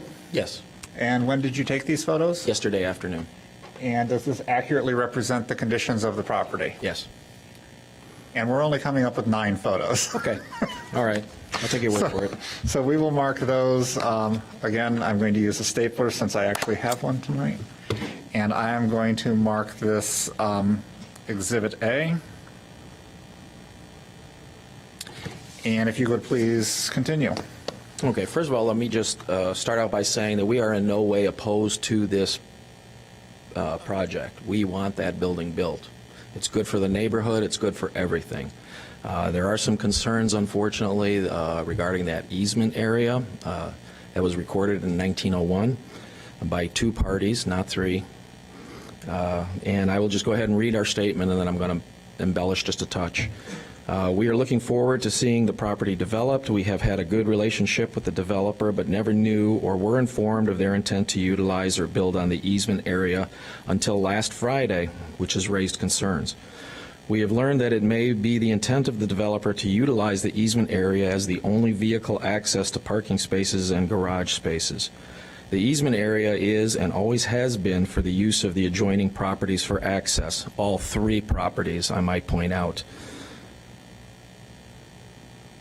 For tenant access, service, maintenance, delivery, garbage removal. We are concerned that the intended use of the easement area as the only driveway for the condominium owners to access their parking or garage spaces will impede the use of the tenants and businesses in the adjoining properties.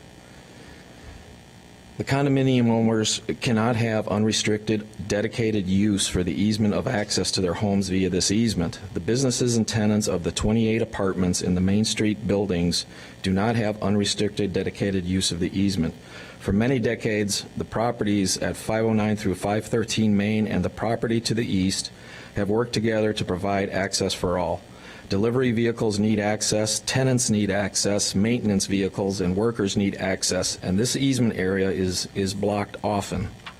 This cannot be changed or it will impede our ability to maintain our buildings and serve our tenants, thus devaluing our properties and making rentals difficult.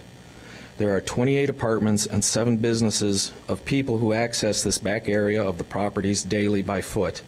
Trash dumpsters and bins are located there, as well as specialty grease tanks, all emptied or pumped and cleaned as maintenance, always blocking this area for periods of time. This easement area was never designed to be a thoroughfare, and making it so will only create an unsafe area for our tenants and our workers. We are looking to the developer to reconfigure his property to provide for the main driveway within the boundaries of his property, without altering the easement area, hopefully with assistance from the city. We don't want to be put in an adversarial position with the condominium owners, who will be of the impression that they should have unimpeded access to their homes. This will create nothing but conflict. Further, we are seeking answers to questions that have arisen as a result of now seeing the plans. A utility pole exists in the city alley just outside of the northwest corner of the easement area, but in the way of the intended driveway. Does the developer have any intention of relocating it? If so, where?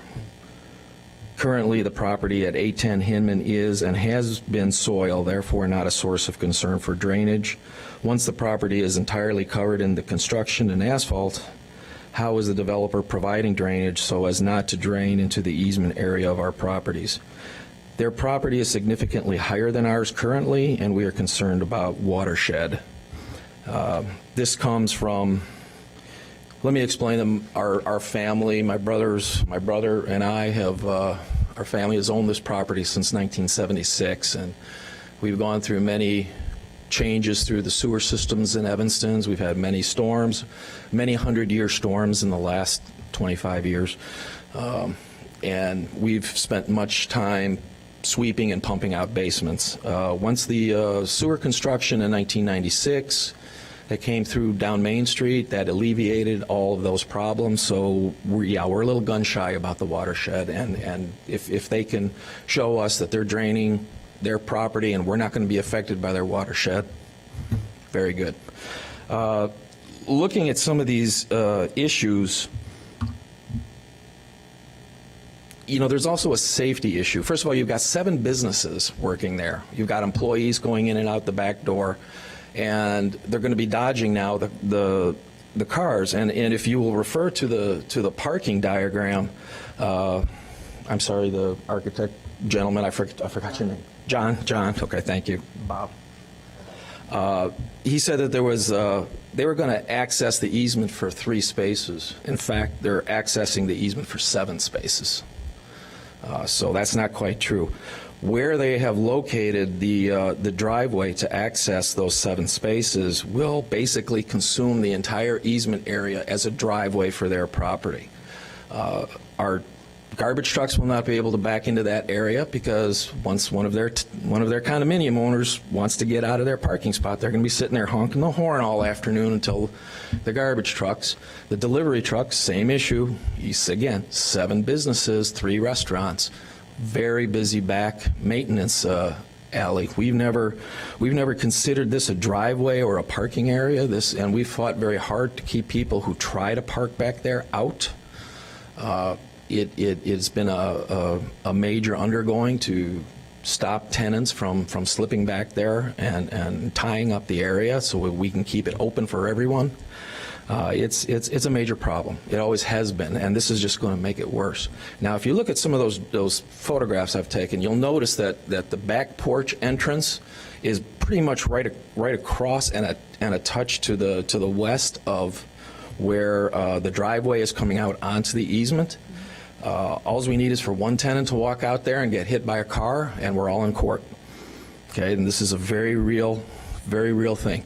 We have 21 apartments in the building next to us. All of them exit back to access the dumpsters and to egress the properties, to get out into the alley to go walk or whatever they want to do. So again, a safety issue is a very real issue. See. Remind me if I'm forgetting anything here that I want to. Now, just the property line through the easement is kind of an important issue too. The majority of the footage and the width of the. Come Actually, I can give one of you a handheld mic if you would like, and then you don't have to both. You want me to state my name and all? Yeah, so if you would state your name and address, please. My name's Siegfried Perron, and my address is actually 523 Pioneer Drive in Addison, Illinois.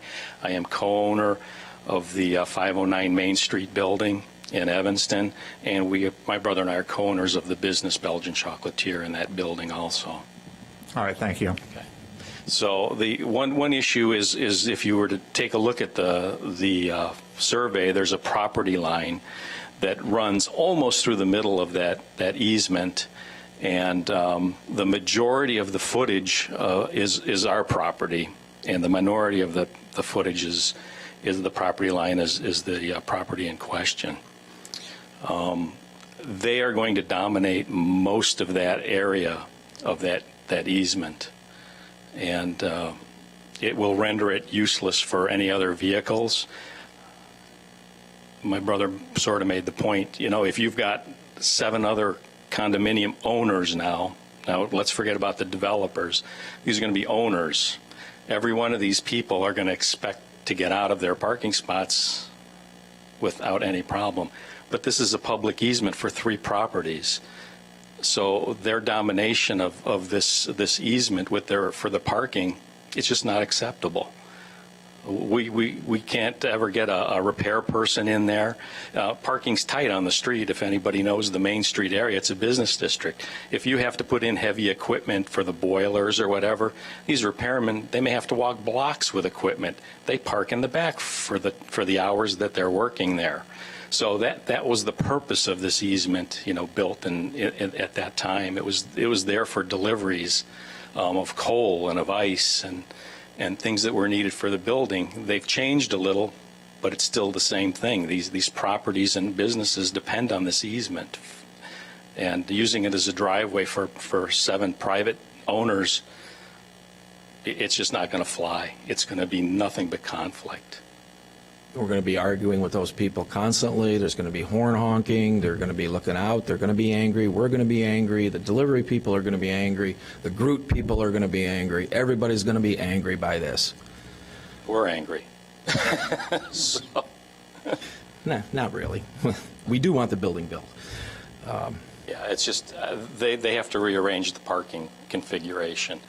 It's not about them putting the building up, but the parking configuration's going to affect how many apartment units? 28 apartment units and 7 businesses.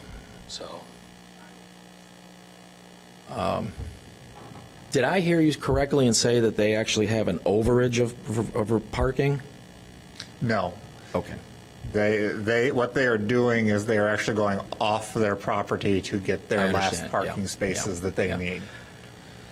I spent six years on the board of directors of the Evanston Chamber of Commerce, and one of my pet peeves was when issues came up regarding the city or interface or interactions, was that everybody came in with problems, but nobody came in with solutions. In the last hour that I've been sitting here, I've had plenty of time to look at these drawings for the first time, really, and I have a solution. Just sitting here, I came up with a solution. Now, mind you, I have an associate's degree in architectural technology, but I never pursued it after that. If you take the 2 top parking spaces and you eliminate those 2 parking spaces. In the back. In the back, the 2 outdoor spots to the north. That's parking spot number 1 and parking spot number 5. Slide the other 6 spaces down towards the easement line, taking care not to bump into the utility pole. Now you have a driveway on their property that doesn't have to affect anybody. You take 1 more spot, put it in that building over on Chicago Avenue, and maybe the city creates a variance so 1 car gets put on the street. You reduce that number by 1 car. Now, the reason I say that you can do that is because if they have a glut of parking over at the other building, then maybe the ordinance needs to be tweaked just a touch. Maybe it's just a little bit out of balance, and there would be a little room to manipulate that. If they have so much parking that they can offer up 2 spaces, then the ratios are off. The ratios are off. So I think that this is a very feasible plan. And it's common sense, and I'm big on common sense. But to have them wash out onto that easement and dominate it and pretty much just be overbearing about it, no, that can't happen. That's not what easements are for. And one party can't eliminate the easement, which has been mentioned, in spite. So I think that we have to work together, and unfortunately, only finding out about this on Friday is not in the spirit of working together with two other properties that are affected by all this. So I think with a little bit of flexibility here, I think this can easily be solved. They've spent a lot of money on this. They spent a lot of money on the land. They spent a lot of money on the drawings, on the architects, and I think there's an obvious solution here that doesn't require offending or hurting anybody. All right, does anybody? That's pretty much all I have to say. Anybody have any questions? Don't see anybody having any questions, so thank you. I know there were some other people who wanted to speak, so I will ask them to come up.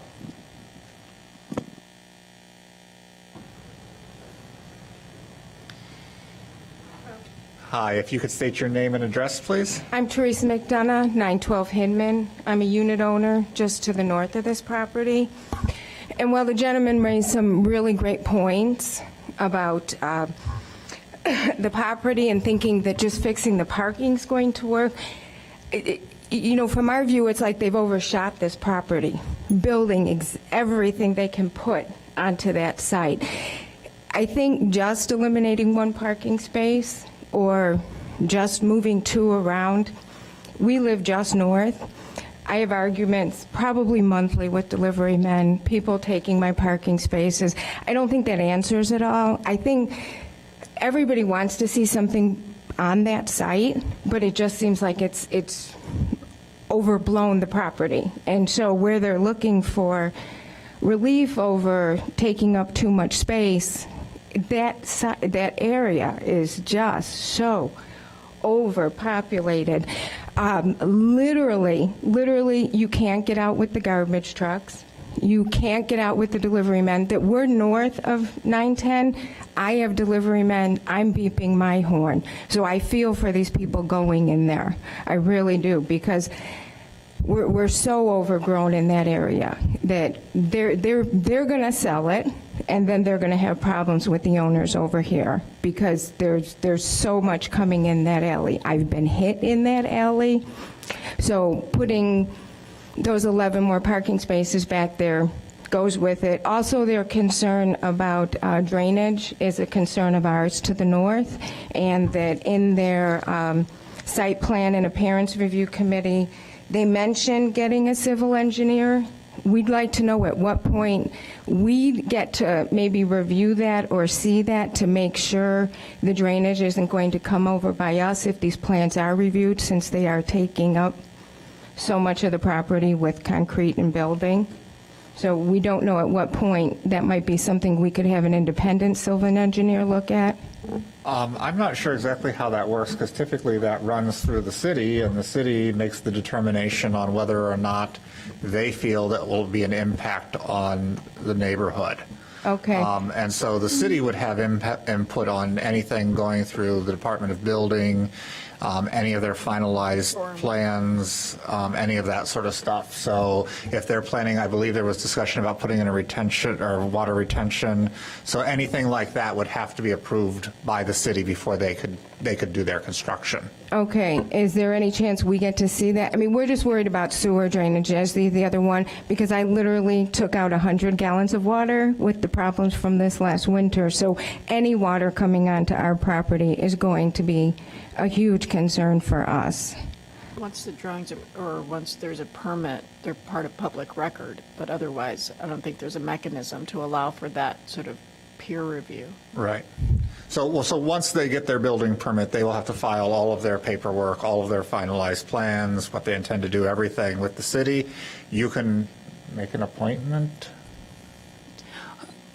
All of the documents that would be part of the building permit, which would include the drainage plans, are public records. They are available for review. You're more than welcome to come into the building permit desk and take a look at those records. If you'd like to sit down with a staff person to go over it a little more, I would suggest you make an appointment just so that you don't end up waiting.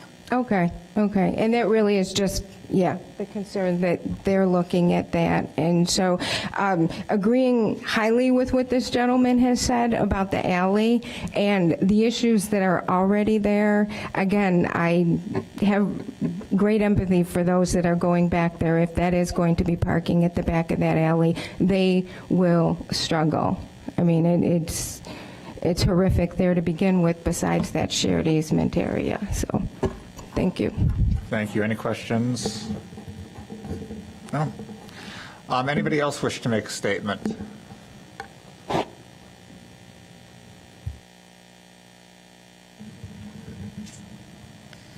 Hi, if you would state your name and address, please.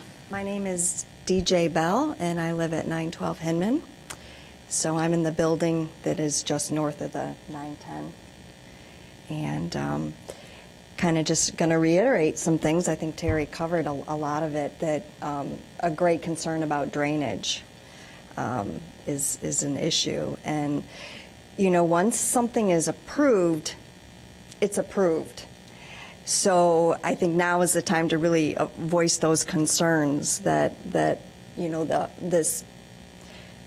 all this cement and not a lot of drainage, even permeable solutions and water barrels. I do have a question. Are the two spots over in the 900 Chicago building, are they deeded to those, they're deeded? Yes. And they're going to own them? Okay, that's good. I'm glad to hear that. The parking, I know, is a big problem in that neighborhood. I don't understand, to me, that this is hardship. You know, I understand you build a building, you need to derive, you know, making money off of it, but there's other options that aren't, I don't see it as a hardship, you know, to have to need this much parking and to have the design where you're going outside the ordinance. I mean, it just seems to me that there's other options as well that Fred clearly stated and showed. So actually, I'll just for a point of clarification to you, the ordinance states they need that much parking.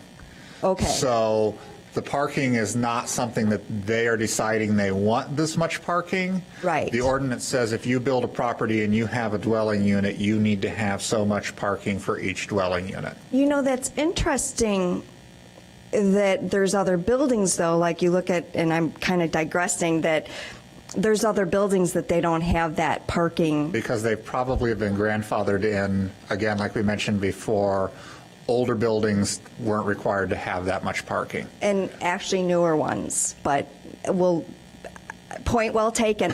But I think it's also about where they're located. Right. That it's not 30 feet within, and there's reasons for that, and I know each project is looked at individually. I'm just greatly concerned about the runoff, and I'm greatly concerned about the safety in that area. It's actually, we didn't include crossroads. We have the trucks back there, and it's like Grand Central Station. It's a real problem. So, well, thank you for your time. Thank you. Any of the other neighbors wish to make a statement?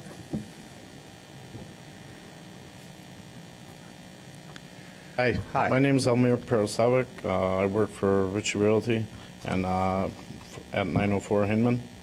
And I'm here on behalf of the owners. I just heard about this last night. That's kind of upsetting.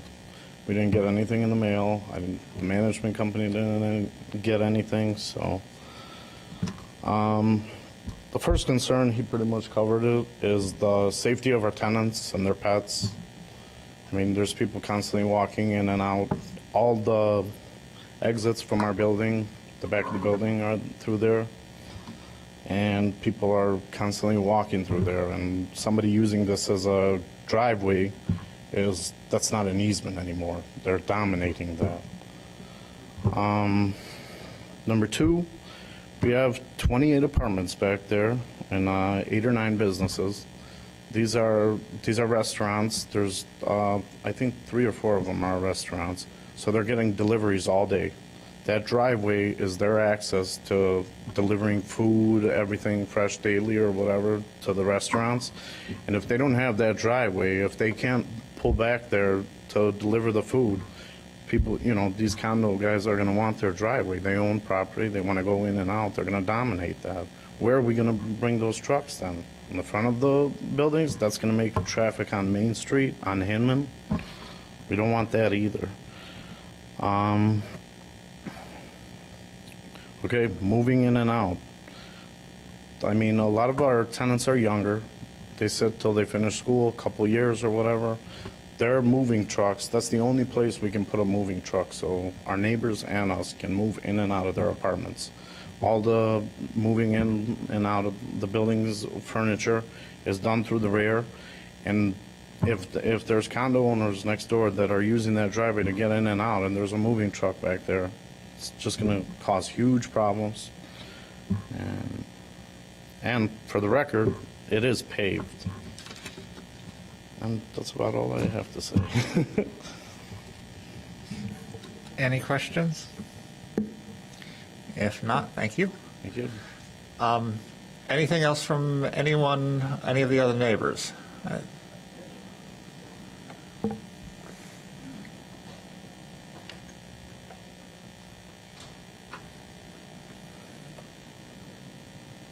As Almir mentioned, yeah, it is paved. If you look at the pictures that look down the easement, it might be a little rough, but if you look over by my back porch entrance, you'll see that it's nicely new concrete. We had work done. We had the building tuck pointed, and we paid extra to have that part of the easement patched because it was in very bad condition.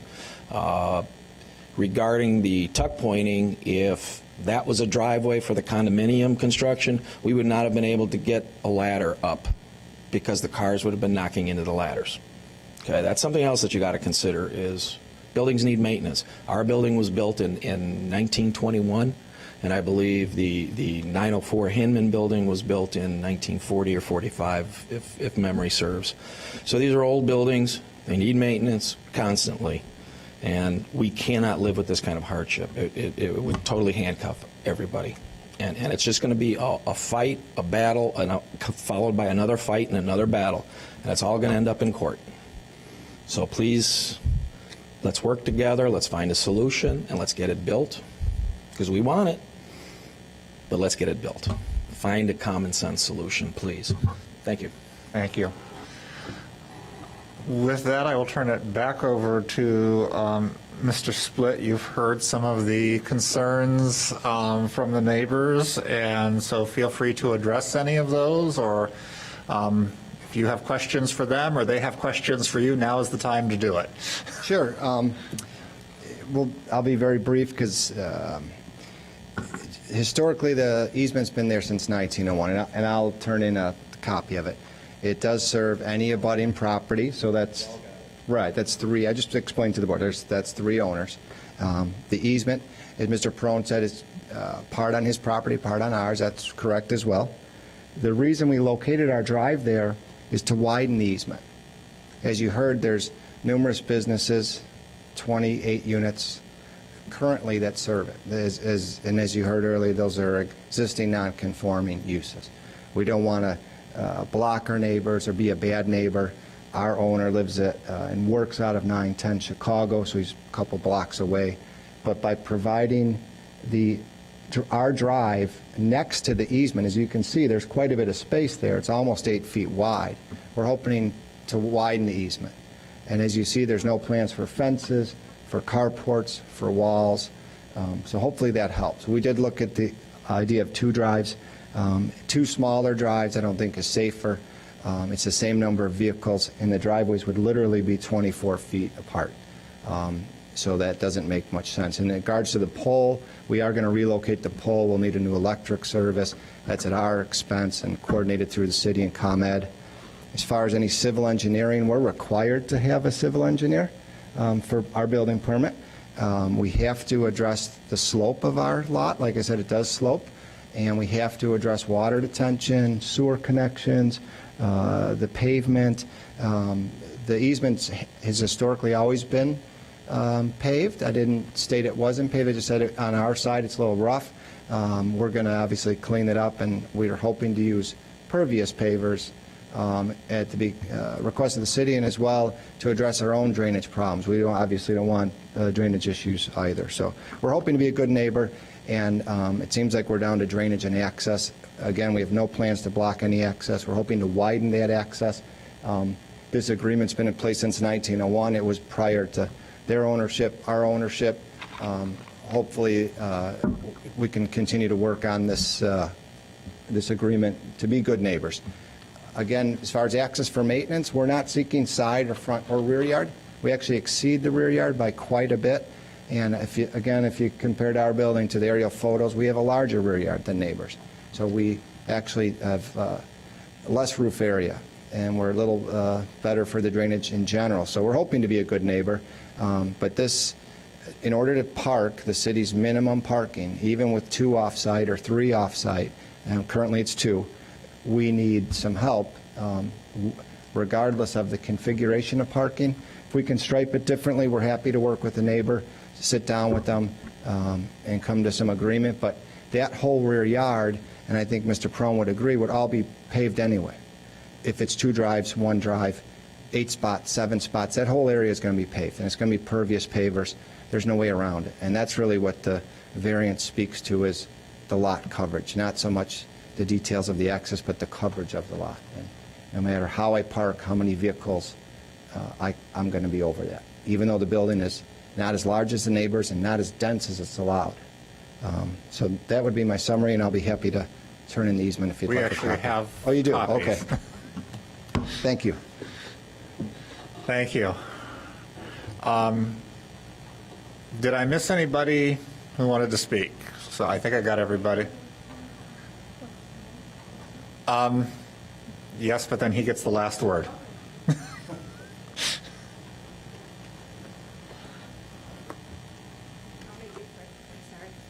I'd ask that both of these owners actually spend some time in that alley. They are going to end up in court regardless of what they do with that parking lot. The delivery men take over that lot. Since I've moved in 7 years ago, that lot's been vacant. They are going to end up in court regardless. So I'd ask them both to look at it. They're going to have problems with the delivery men, and they're going to have very upset owners. So just as I mentioned, it being so congested back there, but they're, it's pointing fingers which one's going to cause a problem to the other. It's a horrible alley. That's it. Thank you.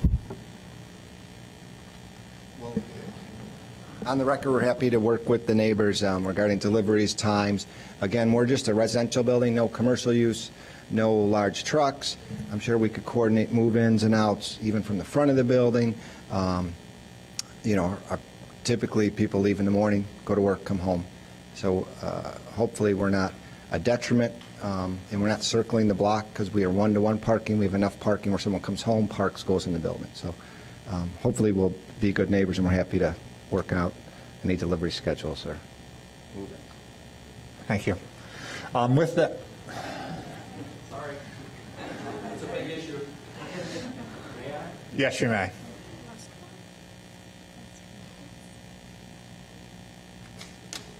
Saying anything new yet anymore. It seems like that. There are no delivery schedules. Restaurants don't work that way. Businesses don't work that way. We call, we place an order, it comes. Whether we're ready for it or not, it comes. When our semi shows up that has 2 metric tons of chocolate brought in from Belgium, and it's 90 degrees out there, that chocolate's got to get off that truck and in regardless of anything that else is going on, or we're going to lose $10,000 worth of product. The impervious pavers are great, but I seriously think that the safety issues and the inconvenience issues heavily outweigh an alternative, and if they seriously take a look at dropping those 6 spaces down and creating a driveway on their northern border of their lot, it takes all the issues away, and because they really don't have any parking available for maintenance vehicles, they're welcome to use the easement, which is what it was created for. Everybody's happy. I should have stayed in architecture. Thank you. All right. With that, I am going to close the record, and we will begin our deliberations. Reminder once again, we are recommending body in this particular case to City Council. So we do not need to have 4 concurrent votes one way or the other. General thoughts, impressions from the board? That's an important retail area in Evanston, and it needs to support the businesses. So I'm sure, the traffic back there is dense. There's the bank drive-through, there's Crossroads, there's the Belgian chocolate, there's the other restaurant, Oceanique, whatever it is, Starbucks. Japanese restaurant. Yeah, I mean, these are all great businesses, and they need support, and it just, I agree with the fact that that easement will get consumed either for the use of the restaurants, which will be fighting, for that space and become a problem for the proposed development, or, it's going to be an ongoing problem between the two sides. So, I don't know if there's an approach to, I would like to look into, this is a transit-oriented development. It's right next to CTA and Metra. I'm sure, I would hope that we have language that allows for reduced parking capacity. Have you been reading about We Chicago don't. and Maine? Half block over? That issue's been brought up a lot. I would like to kind of focus us in on what our issues are, because since this goes to City Council is going to hear what the other issues are, but I don't know that we can solve those problems. So in looking at what the applicant is coming to us for, the basic area that we're looking at is the building lot coverage, the property, or the open parking spaces in the rear that are within 30 feet of the property line. And even if we were to look at going down to 6, we still have that issue before us. What's the percentage difference if the number of spaces go down? I don't think it's necessarily that anybody wants the spaces to go down. They're just looking at reallocating some parking spaces into a driveway. So there isn't necessarily, right. And we're at we're so high over, there's no way that we're going to get below what we need to be. We're at 76%, and we need to go to 60%, and that's a lot to try to remove. And I don't see any way that back area can function with 6 parking spaces, 8 parking spaces, 4 parking spaces, and still get us down below our 60. So Right. There's that building right to the north. It must have been obviously legal non-conforming. Obviously, right? Thanks. yeah. Okay.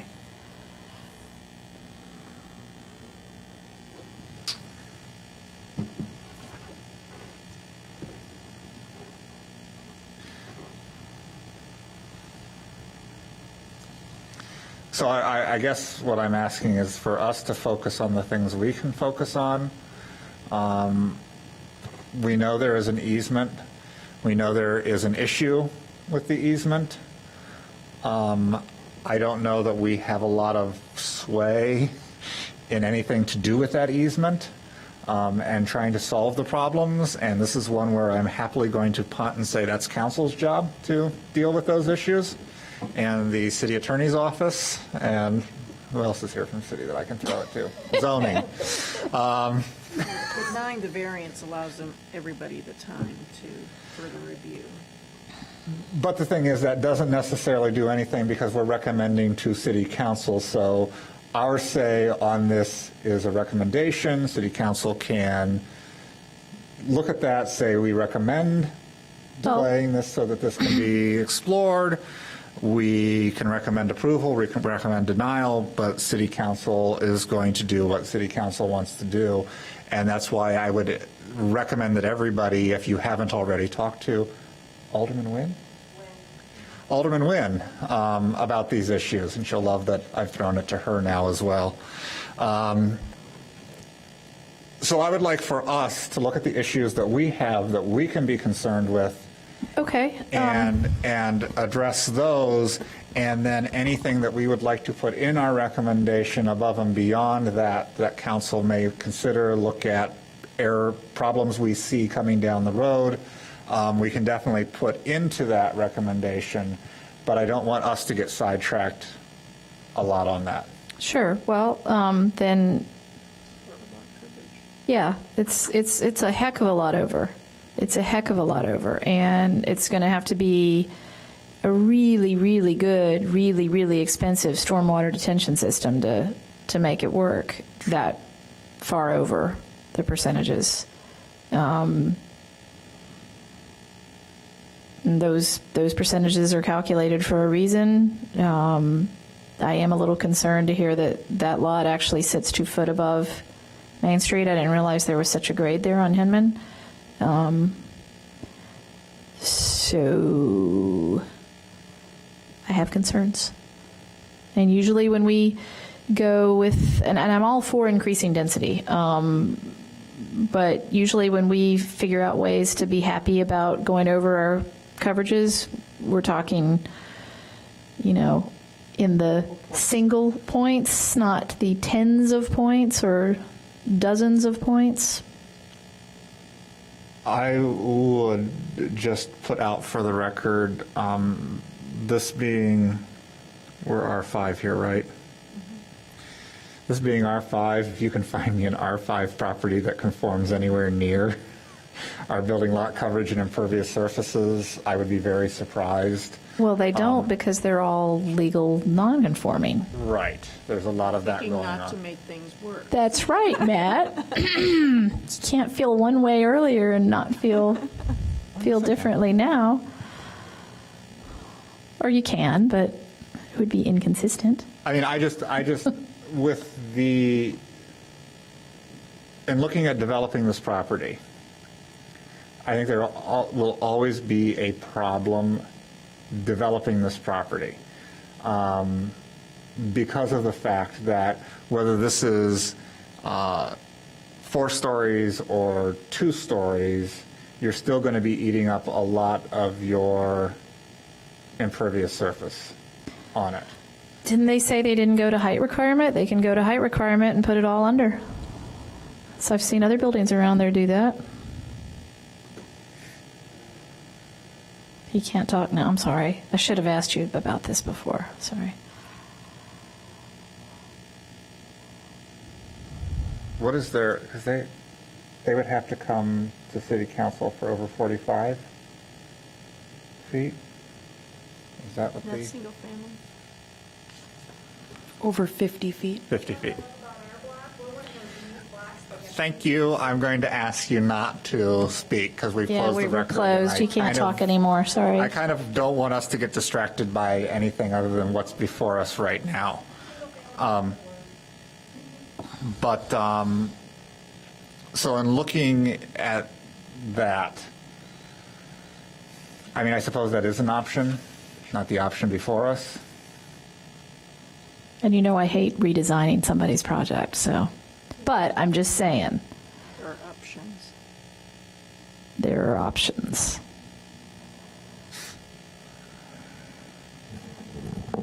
What are the feelings on this end of the?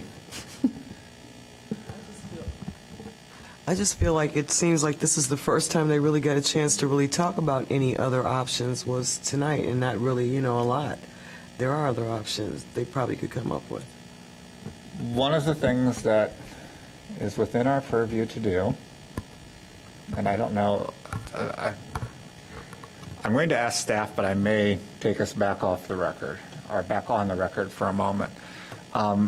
Has the developer indicated to you a timeline for things? And if we were to continue this for 2 weeks to allow everyone to speak, is that going to affect his timeline? And is that going to butt us into how many cases we have coming down the road? I'm not aware of the timeline. I'm sure the architect could provide some input to that. Our next ZBA hearing has one case scheduled. And also, I would like to note that the applicant has worked extensively with staff over the last couple of years. And I think we have seen 6 different proposals, and for this particular for this property. site, and every proposal is problematic in some way. Why? Like, either through coverage or parking or? Various issues in trying to match the density of the area. It is, given the size of the lot, it is extremely difficult to provide the parking on there, mostly because enclosed parking needs significant space for travel lanes. It's a narrow lot.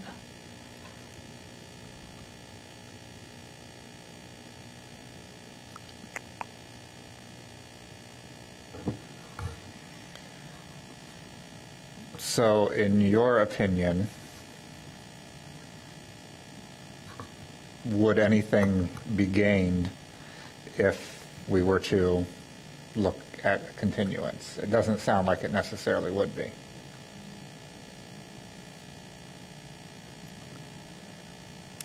I have not seen a plan that achieves more compliance. Okay. Does anybody else have anything else? Because I think otherwise what we probably should do is go through standards and then make a recommendation to City Council. I would encourage dialogue to continue between the developer and the neighbors, as well as if their alderman has any input, discussion before it goes to City Council, that be resolved there. I don't think continuing the case and bringing it back before us is going to necessarily do anything. So with that, once again, we will go through the standards. Again, we'll be a recommending body to City Council, so we can have a split decision, and it will go to Council with that decision.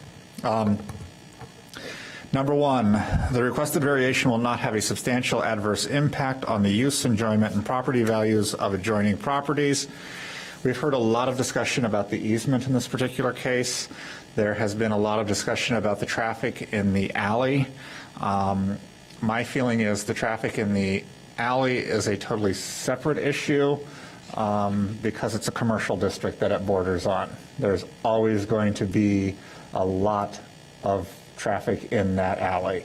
I don't know that that is going to have a huge impact by bringing these people in and out at the one end.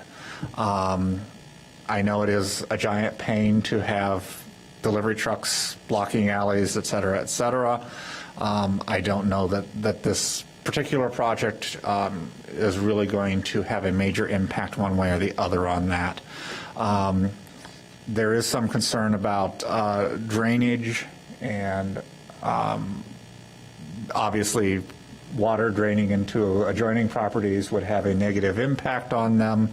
I feel that most of that can be addressed at some level through civil engineering, through retention plans, things like that.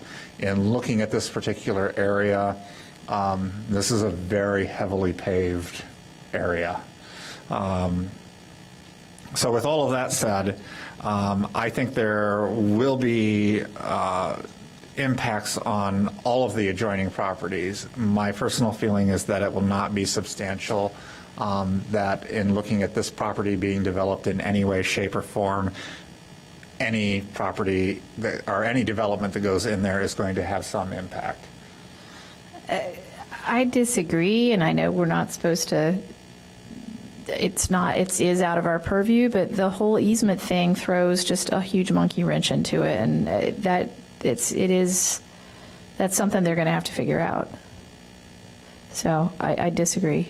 I think there will be substantial adverse impact if the project was to proceed as presented. I agree. It would have adverse effect. I agree it would have adverse effect.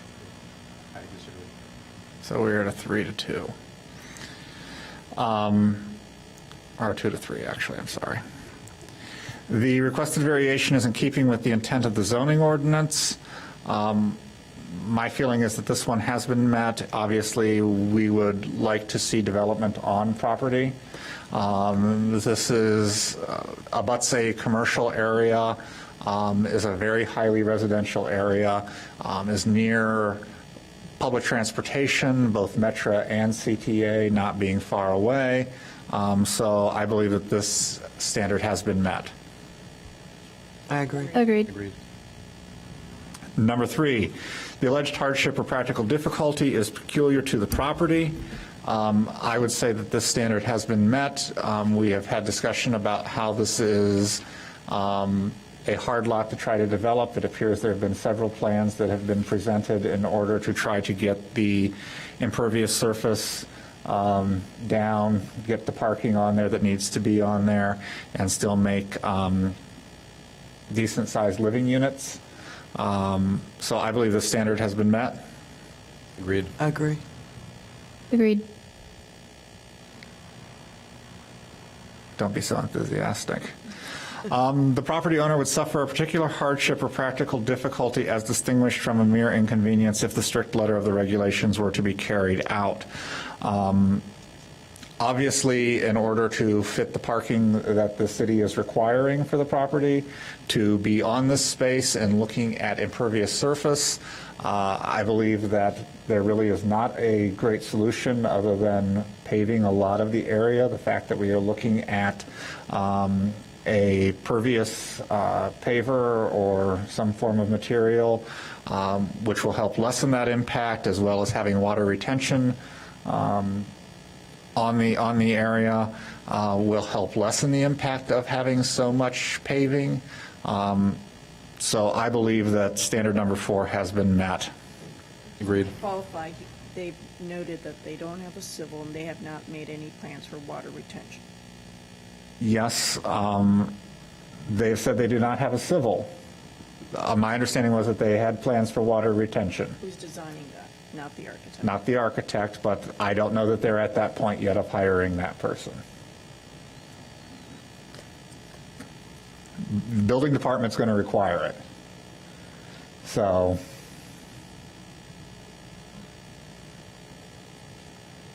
Or we could just give them a variation to not have as much parking, and then we would all be happy. that is something that we can also suggest that council look at, because council is, again, would be the determining body on that. But in regard to standard number 4, with the particular hardship or practical difficulty as distinguished from a mere inconvenience, can I get a vote, please?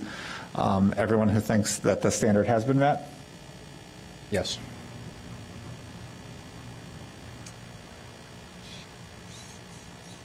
People who don't think it's been met? Yes.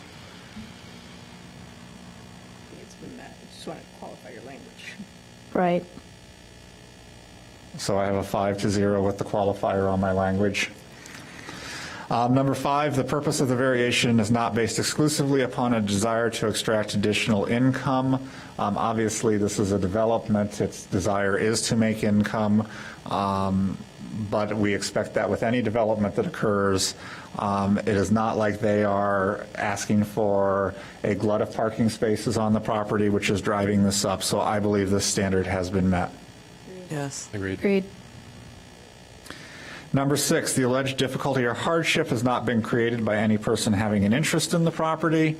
This one, I believe, has been met. Obviously, the developers have purchased this property and the condition that it's in. They have not changed the size of the lot or anything else. So standard number 6 is met, in my opinion. Agreed. And number 7, the requested variation requires the least deviation from the applicable regulation among the feasible options identified before the Zoning Board of Appeals. This is one that always becomes a little bit of a stickler on this, because if you're 76% over or 72% over, which is the minimum, but I tend to, in most of these cases, believe that the area that they're looking to pave to make an impervious surface is what they need in order to get their spaces in. Can we take a couple feet off here or there? Probably, but I'm not going to redesign their project. I'd agree. Agreed. I think mainly just because Melissa said they spent, 2 years and 6 redesigns, so that'd lead This me is to the believe. best one, Yeah, that'd right? lead me to believe that that has been met. Yeah. Agreed. Agreed, however, understanding the neighbor dynamic, I'm just surprised that they didn't ask for a variance on reducing their parking. And that would have been the absolute minimum to do. That would have been it. All right. With that, we seem to be split on basically the one standard, standard number 1, but in general agreement on the remaining. I know we've had a bunch of discussion about other ways that this could be done. I will ask for a recommendation to City Council if someone would like to make that and include any of the other things, such as a reduction in parking spaces.